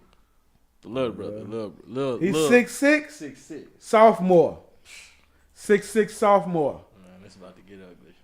Ooh. But they were kind of agreeing with you about like when you were talking about how Bron's going to prepare them like way better than anybody else. Oh yeah. They were talking they about got that. the best preparation They, system. I in mean, the they world. do. Yeah. Oh, and then whoa. with Bryce's height, and then Bronny's more of a guard type. Yeah. He bouncy. They got the best person to learn it from. Hey, dog. Bryce gonna be a monster. And every time I see him, his game look like he's evolving, and he looks like he's a thinker. He's more in the mode of LeBron. You know what I'm saying? You talking He's about more- Bronny or Bryce? Bryce, man, not Bronny. Bronny a dog now. So this the game right here. Mm-hmm. How many points he hit? He didn't say. He got on. He got on the. He got on the King James. Oh, look at the white boy. Throw it down, young man. Ooh. Who is that? His team. I'm trying to see. Oh, they just throwing highlights. But look, so he in his last game. Where he going to school at? Where is he? Where is he But going he to hasn't- college? he Is he hasn't going to put college out- or he's going to the? I don't think he's put out what's anything. that? I don't think he's put out What's any the other offers. league? What's the Oh, yeah, other they league? must The have been D-League playing, thing? Yeah. Well, whenever they go like overseas. SFG. Hold on. Oh no. Nasty. Yeah, Nasty. that was the first play. But That's it's how no it telling started. where he would go. That was how it started. That's how the video started. Yeah, listen. That was Baller's life on Twitter. You gotta give them their credit. So Yeah, but Bryce gonna be more highly rated than Bronny, man. I just want to see. You know what? I want to see how he play when he get to college. That's what's gonna tell it for Bronny when he get to college. When he I get think to he's college. gonna go to like Duke or something. Yeah, well, he got to go to one of them big names like that. I mean, he's a very good basketball player. I mean, he top 300, ain't he? It said he doesn't have any official offers yet. Who? Bronny. Really? He gotta have offers. But they were saying, I don't know what year they were trying to change the NBA rule to where you can go right after high school. But they were saying if it's not changed this year, he might go to like the European They League. could go out of high school to the league again. They were talking go about to the G changing it. League. That's what I'm talking about. The G League. He could go to the G League. Or they could go play for a lot of these kids now. They go play for it's called Overtime Elite. I don't know if that's like the new. It's Well, like don't it's Lonzo like, Ball- it's Lonzo like a Ball second got class one, to don't he? that. What, an Overtime Elite team? Nah, Lonzo Ball got a little league, A school? don't he? Oh I no, thought he they had a think little they league. dad Oh, had a league. Yeah. It was the dad. What's his name? LeVar, yeah. LeVar. had. LeVar. I thought LeVar had one for him. Nah, I think they shut the league down or something. I thought he had one that was just like the D League. Yeah, but I think I think it They failed. shut it down. What we got else? What else we got on Hot Topics? Man? Oh, I thought you wanted to see that boy Bryce. Yeah, but you taking too long. you mean? He wear number 6? They both do. Oh yeah. Oh yeah. Big body. He's still filling it out though. You could tell. Yeah, he gonna be long, bro. Look at his whole everything. He's gonna be long, man. Then he can shoot. They're not gonna be as big as their dad. Nah, he's like long. size He's gonna be wise. long. I mean, he's 6'6" right now. Well, no, I'm not talking about like height. I'm talking about like size. I mean, He might still get got to there. fill out. Yeah, Yeah, I was gonna say he's still LeBron on- was slim in high school. That is true. That is true. He LeBron wasn't- was slim. he wasn't that LeBron slim. won no. It took LeBron a little That while boy to a get sophomore. there. Yeah. 6'6" sophomore. He gonna fill out. He look good. Yeah. He look good. He look real good. And he can shoot. But hey, I said that a long time ago. Ain't nobody want to listen to me though. What else we got? Ron, I know you was at Saints training camp. If you wanted to tell us about How that went? It went really You good. you saw Juice? Yeah, I saw Juice, and Michael Thomas came back too. I saw that. That was big because they had put him on the PUP list right before training camp had started, and then like everybody was like, "Oh, okay, he's on the PUP list again." Because last year he was on it because he, didn't get the surgery for his ankle, but this year he's back. He was there for practice yesterday. He was there today. He looked really good. He was catching the ball. He definitely not 100%, but he getting back. Like his attitude is up. Like he want to play. Like His attitude better be up. What the hell? What the fuck he gonna? What else he gonna do? No, You know but what I'm saying like it was a lot of questions. He was like, wilding, dog. It was a lot of questions. People were saying a lot of stuff like, maybe he didn't like Sean Payton. Maybe he was fed up with the Saints. Maybe. It was a lot of. That's what I'm saying. It was a lot New of questions. year. That's what New I'm year. saying. How the quarterbacks look? How the boys look? How the Jameis- quarterback? Jameis looking great. Like you couldn't even tell. he had Jameis knee look surgery. good, don't he? Couldn't even tell you had knee surgery. Jameis looking good. He's I've been looking good. I've been seeing some of the workouts. J-Boo Jameis, wins. who? J-Boo wins. Telling you, dog. J-Boo. So it's him and who else?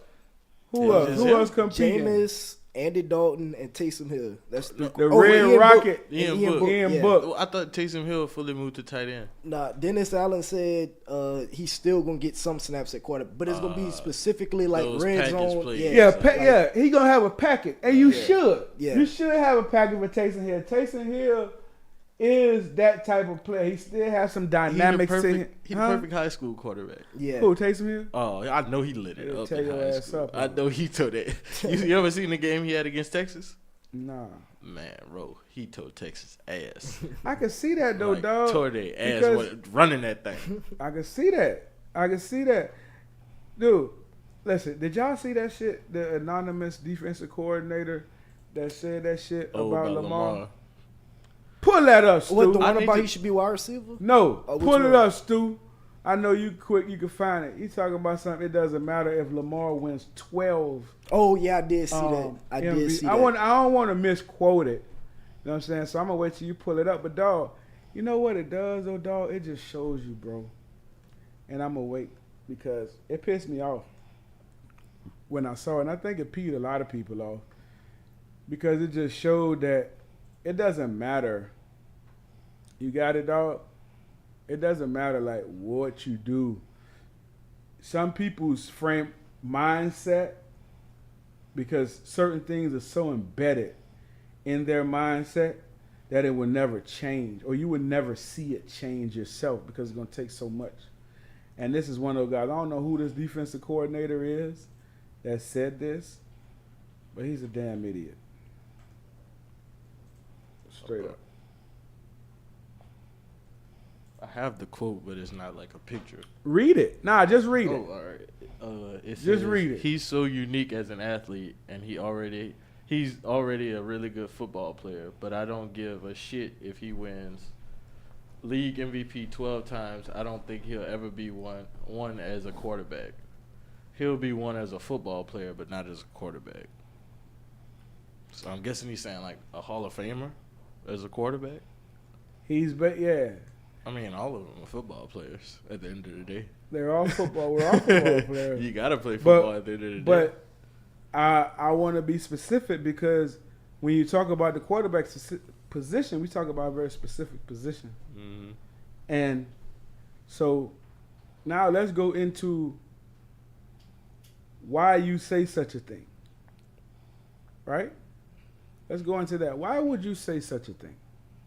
It doesn't matter if he wins 12 MVPs. It's got to be motivated by something.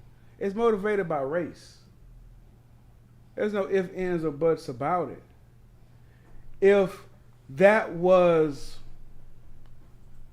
Josh Allen, if Josh Allen wins 12 MVPs, what do you think he is? Hall of Famer. They gonna probably say he better than Brady. He's the greatest. He's the greatest of all time, Goat. dog. The GOAT. Dog, he's the greatest of all time. Right? 12 MVPs. That means 12 MVPs. That means some Super Bowls sprinkled in that bitch somewhere. Gotta have one. Some Super Bowls sprinkled in that bitch somewhere, dog. 12 MVPs. And let's say, let's just lowball him. He has 12 MVPs. 12 MVPs. Let's just lowball him and say he got 4 Super Bowls. Lowball. First of all, it's a hell of a career. He got 12 That's MVPs. one every 3 years. That's a hell of a career. 12 MVPs. How many MVPs Tom Brady got? 5 or 4. He's the GOAT. What we talk about Tom, what conversation he in every time? That's my dog. GOAT ever. And he got 5, right? He got 3. He got 3 MVPs. 5. 3 MVPs, and this man say 12 MVP, he still would not in his book be considered. Right? But you know that he said in his book. So Peyton Manning got 5. I mixed them. In his book. So Tom got 3. Peyton Manning got 5. Peyton got 5, he got 3. All of them we consider greats. Greats. That's greats. That's all greats right there. He said 12. I mean, like, come on, bro. Like, and I know I keep saying that number like literally, and I know he don't mean literally. Yeah, I know that, but I'm taking what he said. Yeah. And it's still a slap in Lamar Jackson's face. Like 12. That's nobody even got half that before. And It's you a saying slap. he It's a can't slap win. in that young man's face, dog. After what he's done for that franchise and what he's done in the league, Dog, He last got year, MVP his dog, second year. Last year, that man passed for over 3,100 yards and rushed for over 1,200 and had 7 rushing touchdowns and over 31 passing touchdowns. And he was hurt. And you know, it's mind-boggling. and then we missed the fact that he is the offense. He is the Baltimore. offense. You know what's gonna happen. The scheme is Lamar. The scheme. Hollywood Brown was his number 1 wide receiver. Exactly, dropping passes through his hands. But though you know what's gonna happen. You know Lamar gonna touch the ball. You know Lamar gonna impact the game 85% of the offense. You know what I'm saying? Exactly. You know it, and you still can't fuck with it and stop it. And then what people really don't realize is this year they got that boy from Ohio State back, J.K. Dobbins. And that's gonna put so much pressure on the defense because he can run and he got that bully ball in him. I would love to know who this ignorant defensive coordinator is that said You know it's somebody he done put 500 on. Yeah, but man, come on, man. Like, you know, cook their DBs. It just shows you though, bro. Like that thinking has to be taken out, man. That thinking has to be extinct, bro. Because if that was anybody else, they would be the greatest thing to ever put on cleats. You know what I'm saying? That'd be the best thing since sliced bread to put on cleats. And the only other thing that I could think about that is you threaten. You feel like you're threatened by how he plays the quarterback position. You're threatened at the success he's having at the quarterback position. And the only thing that anyone could ever say about that is, oh, well, he hasn't won a Super Bowl yet. You know what I mean? That's the only thing that you could bring up. But why else would you try to downplay, push to the side, not identify, not recognize what this cat has done since he's touched the damn league, honestly? Since he's touched the league. There's nobody else that's affected the NFL in a way like that since they've touched down since that boy Mike Vick. For real. Not in that capacity to what they bring, the elusiveness, every time you holding your breath every time. And it's every play too. It's every play. And then he could throw the ball 70 yards. And he's getting the thing about it, and I heard in the thing the guy said, whoever this anonymous guy is, defensive coordinator, he said, if he has to pass the football, then he's in trouble. He threw for 3,100 yards. Stats from last season. He threw for over 3,100 yards We got to and see the 31 stats touchdowns. for that MVP. You know what I mean? Like, but this is the thing, man. These people, and also looking and judging him as if he's been in the league, like he's a 10-year vet, and he's been in the league that long. As you get in the league, it doesn't matter who you are. Peyton Manning, Tom Brady. He was the second unanimous MVP ever, too. The only other unanimous MVP was Brady. That's what I'm saying. The guys continue. Every year he's gotten better in passing the football.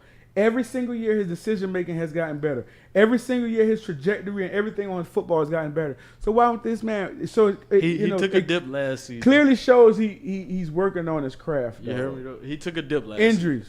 season. He was injured. He took a dip last season, but I mean he also completed 64.4% of his passes with the receivers that, like Ron said. I mean, you got Hollywood Brown out there letting balls go through his hands. Right. So it's like, I mean, if they want to talk about that and he could complete almost 70% of his passes, then, I mean, I don't know what else the man. Well, it's a stigma, and that's the thing about it for me, because when you say it doesn't matter if he wins 12 MVPs, he still wouldn't be regarded in his eyes as whatever. That's the stigma that you place on Lamar Jackson because he's a black quarterback. That's the stigma you placed on him. There's no other reason for you to say no dumb shit like that, in my opinion. So, shout out to Lamar, man. Lamar, get your money. You know, I know he negotiating right now. Lamar, get your money, man, because you've definitely been one of the face of the NFL since you stepped into the league, and they're definitely benefiting from that. So, and he should too. What else we got? We talked about Melo a few weeks ago, but they got a video of him doing like summer runs right now, summer workouts. Doing what? Summer workouts, and he. What is that? Let me see that, Stu. You talking about summer league? No, not summer league. It's just like a little open run. You know them boys be in the gym clowning with some fools at LA Fitness. That way at LA Fitness? That's what it look like. Oh, he in that Drew League shit. He ain't in the Drew League game. Cause I saw LeBron be getting it in, boy. But they were saying, I think LeBron monster, dog. Yeah, like you know what I mean, just say what it is. I know, dog. I ain't gonna shout out to take my head off to that young man, boy. What the footage at? It's coming. Who this is? Melo.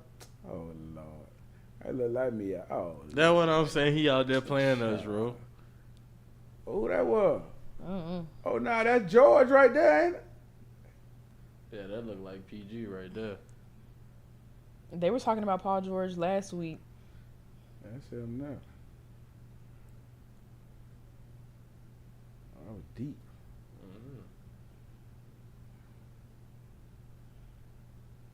Melo, old man. But it looks good. Dog. Melo ain't doing nothing. He gotta shoot that. Who that is? Tyler Hero.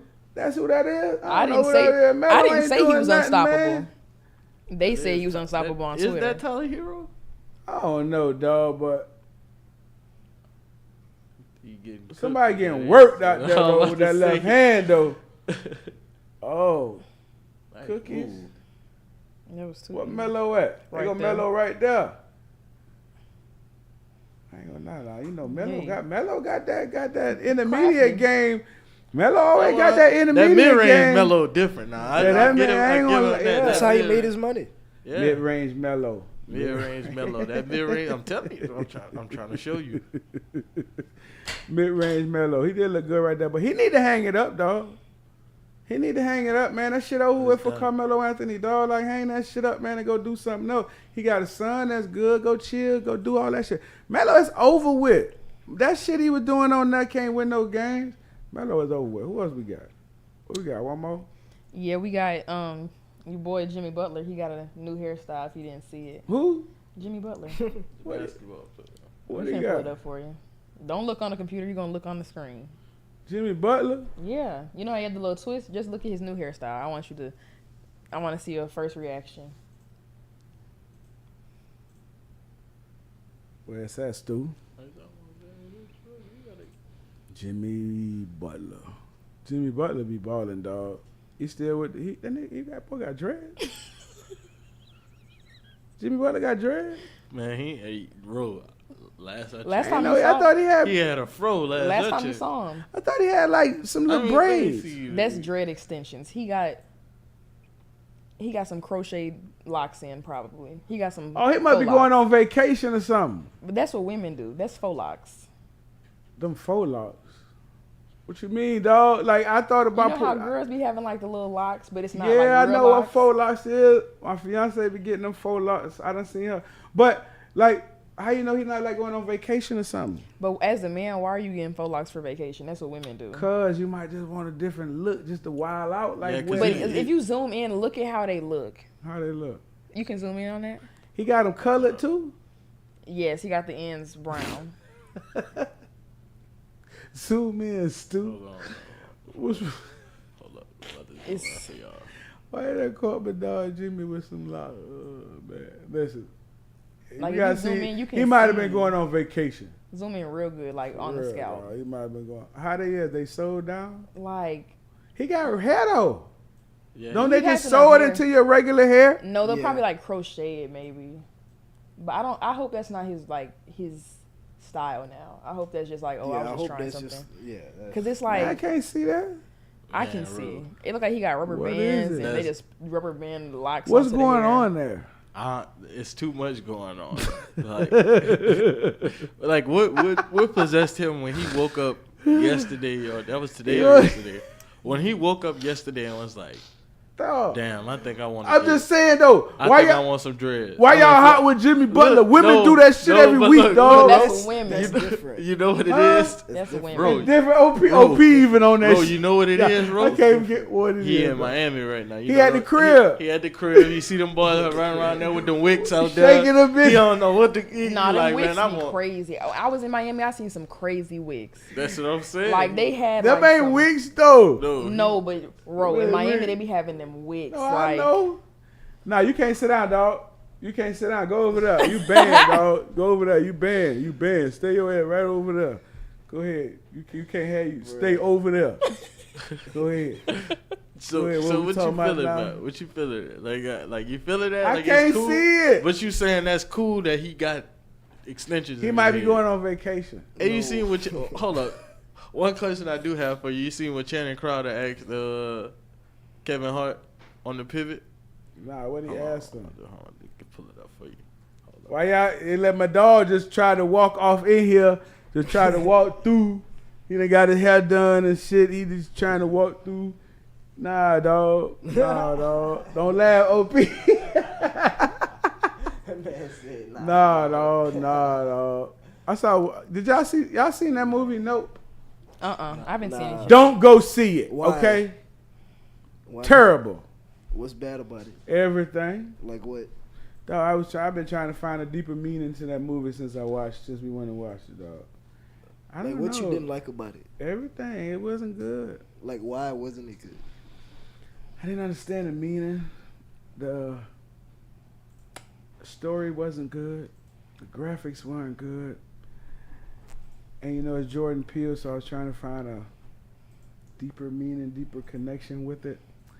And it just never hit me. I mean, the whole. A lot of people said that. I'm just thinking that the whole thing was about. What's the little girl name? Kiki Palmer. Kiki. What about Kiki getting a picture, dog? Kiki getting a picture of the alien monster, dog. That's all it was about. Because at the end of the day, that's all. She ended up getting the picture of the alien monster with the damn camera that you got to wind with your hand. So, I don't know. Where this picture at? What we looking up again? I forgot what we were looking up. It's been so long. Shannon Crowder and Kevin Hart. Yeah. hold on, Stu man. forgot too. Look, We got to see, stop you drinking good. on the set. Chill out. I'm good. I'm just trying to get it. I forgot what we was looking for. We was looking for so damn Relax long. now, bro. We got it? Now what is this? Once a year, we go to a nudist colony. What's going on?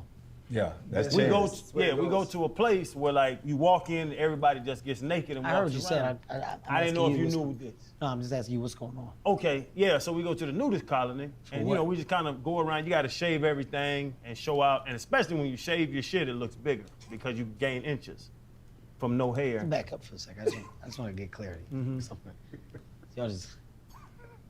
Y'all just hanging out, or y'all fucking these people? Like, what's that? No. There are swingers there, but you set the What is he precedent. talking to get about? there. I don't know why you're not listening to me. I want to know, what do you, y'all, so y'all get down, is what you're saying. It's kind of the question, but we don't get down, but we just like to be around naked people together.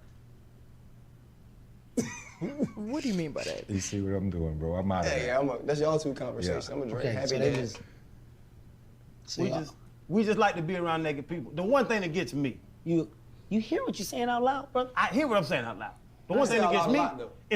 is just eating, like breakfast. What you eating, Chan? I don't want, they're at the buffet, your dick's by my eggs. I don't want your dick by my eggs. I eat coochie. I don't want coochie by my eggs, even though I eat coochie and eggs. That's my Kevin Hart delivery. Yeah, I'm still at the point of you just saying we just like to be around naked people. You don't like to be around naked people?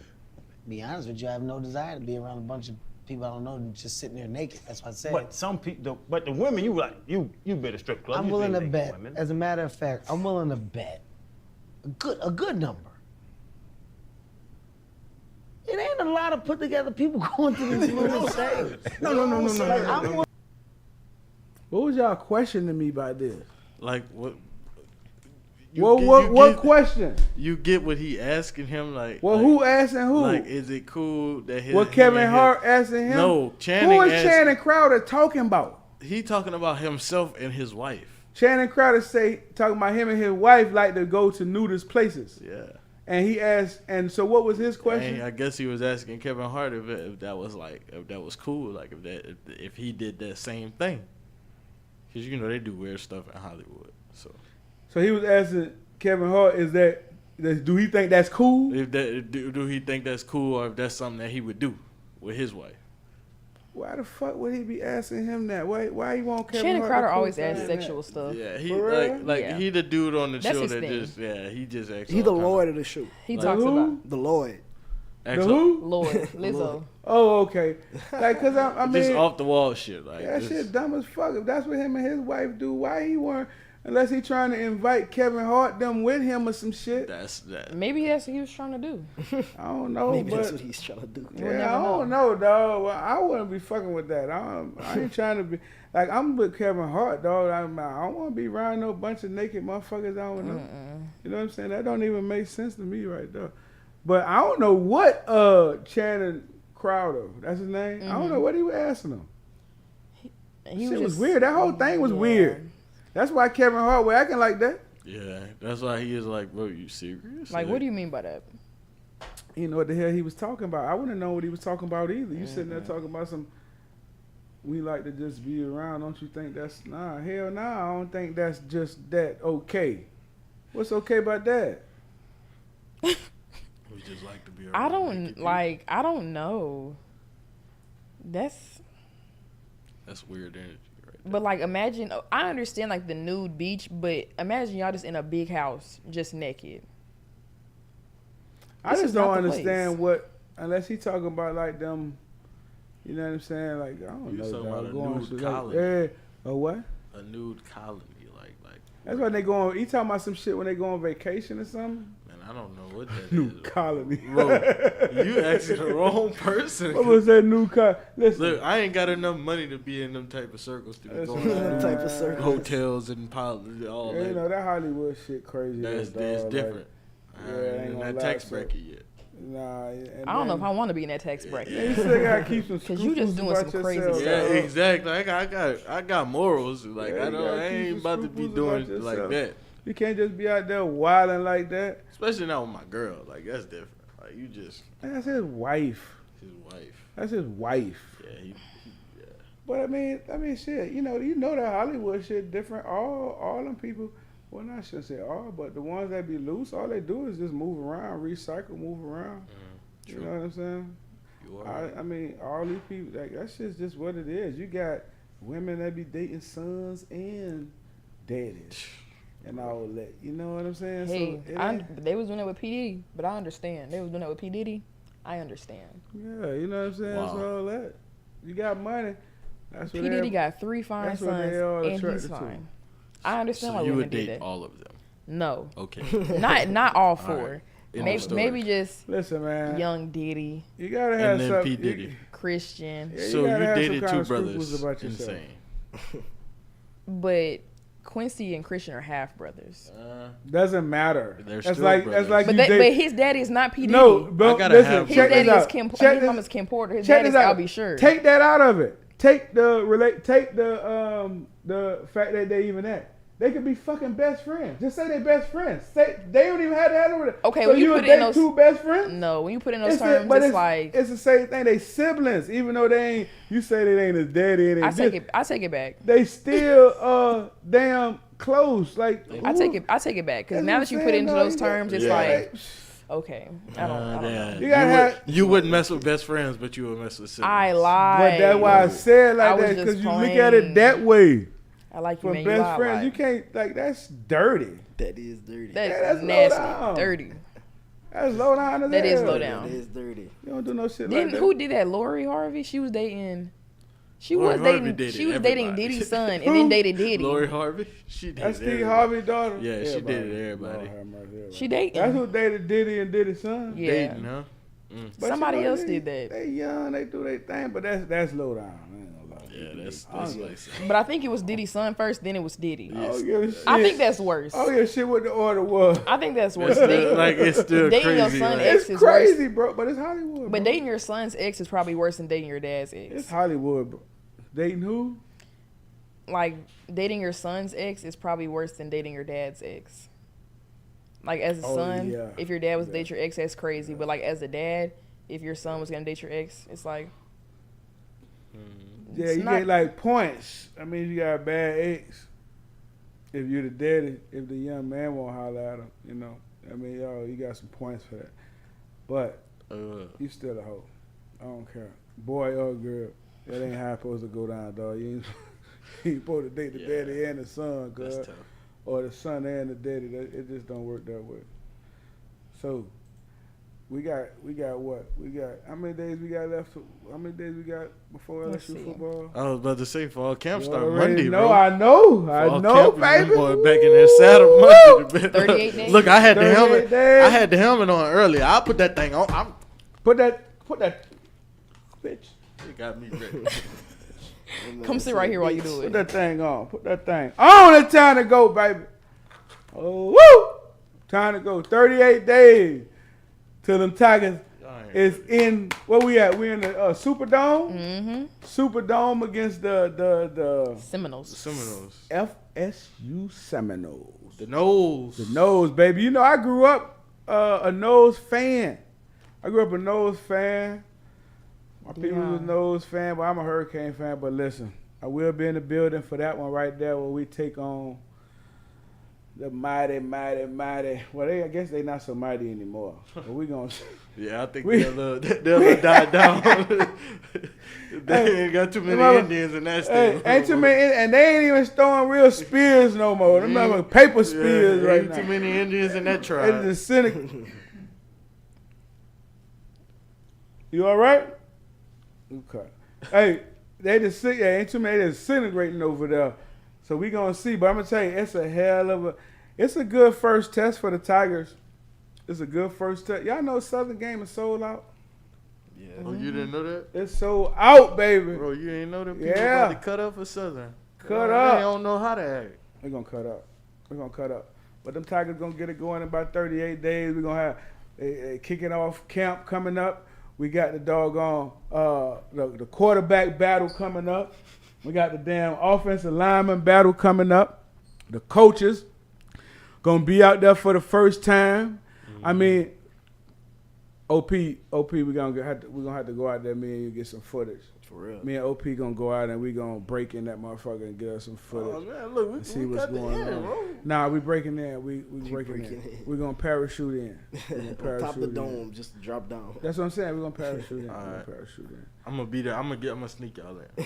We're gonna work something. Out. Yeah, hook us up, dog. Hook us up. Hook us up. We'll work something out.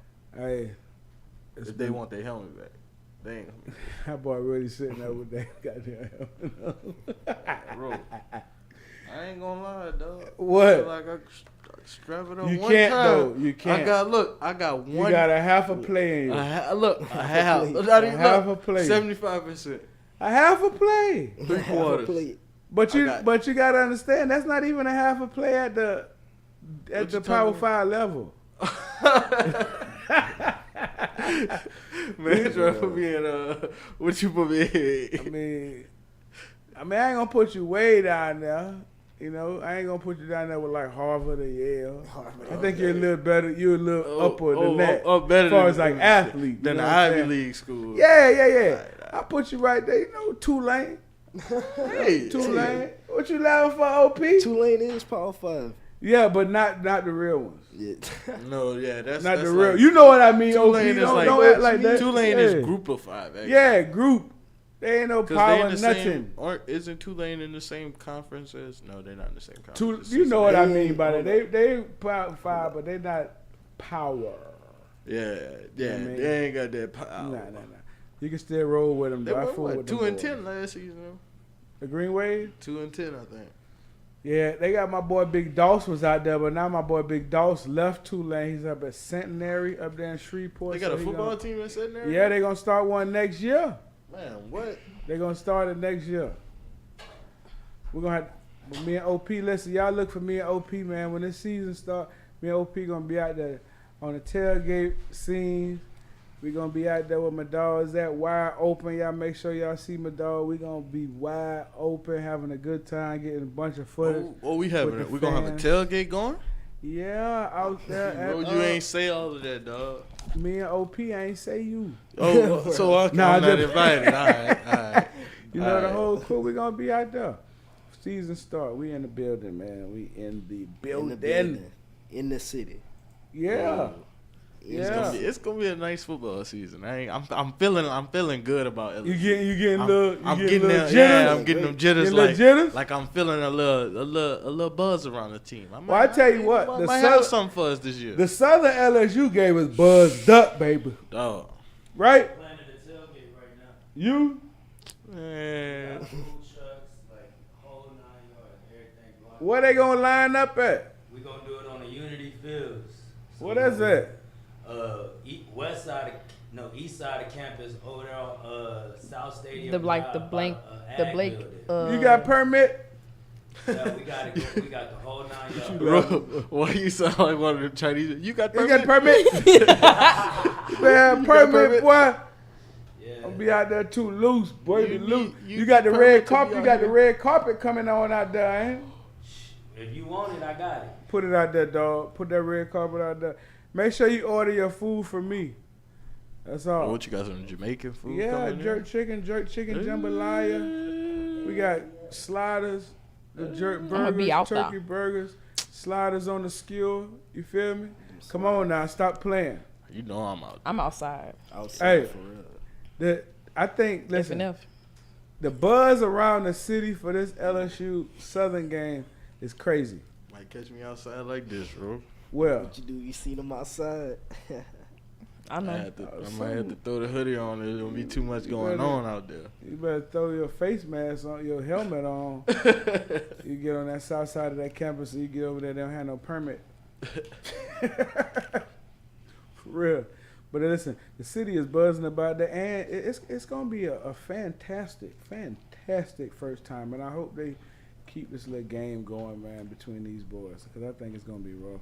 I think that now listen, I'd be interested to see what the spread gonna be on this game. What do you think the spread gonna be? What, the Florida State or Southern? Right now, it's at Southern. 3-0. Oh, I thought you talking about Florida Nah, State. not Florida State, Southern. You think it's gonna be 30? Oh yeah, that's gonna be a 30. At the 35 piece? point. Yeah, it's about a 35 point 30 spread. piece. So FSU is 3? 3.5. 3.5. I'm gonna take it. I'm taking it. Yeah, I'm taking that, man. I'm taking that all day. Give me a Betting on 14 football with is that scary. one. Take it's what? not. But it's Betting Give on me a football is 14 on that scary. one, dog. You thinking 14? Yeah, I take a 14 on Yeah, that. I go. I don't even want that. I'ma Especially go. that week. That week easy. No, but you Listen, see, we gonna you- start it. no. Listen, we gonna start the pick threes coming You up know here why? now. You We know gonna start why? the pick three. Rose pick three. You We know gonna why get I'm to not the gonna go 14 on gambling. it? You know why I'm not gonna go 14 on you though? Because Florida State played that Florida week State 0 game. You know what I'm talking about though? You know how they had that week 0 game? Yeah, they So played they're gonna before have, LSU. yeah, so they're gonna have that game Oh, the they week do? before. So they're gonna have that They little. played before for real. Yeah, they got a little tune-up game. That's why so, it's 3. So yeah, that's why it's 3.5. But I would give it like a 10, or like a 7.5, maybe 7.5. I'm gonna give it a hook. I'm gonna tell you what, it's an important game for both teams for Mhm. for a lot of different reasons. You know what I'm saying? You got new coaches, you got new everything, trying to change the culture. This shit down here with Brian Kelly, and you definitely can't get off to a slow start down here. Not with him just coming down here and the recruiting, the way the recruiting is going. You got to get off to a fast start for the confidence of those kids. I'm looking forward to LSU kicking the season off against Florida State. I'm like you, man. I'm getting a little tingles myself about it coming up here, Stu. So shit. Yeah, I'm feeling good. Hopefully, you know. Man, me and Ron both went to LA last year, and we know how that went. So we hoping for something better in New Orleans this year. I didn't even buy a ticket to the Florida State game because of the simple fact that I bought a ticket to go all the way to LA, bro. All the way to LA. I thought my team was gonna go out there, run over them little LA boys, come back to Louisiana. We was gonna have a great season last year. And we went to LA and got rolled up by a bunch of, I don't even know what the boys was. That was just a. And they got threw out the club the next week. Exactly. We look like some clowns. I know, bro. On national TV. But you know what? New Year. In front of all them LA women, bro. That's what you worried about. It was Hollywood, dog. We was in Hollywood, dog. It was in Hollywood. We could have been in a movie or something. They did put us on the movie. Exactly. Hey. Right after the Drake album dropped.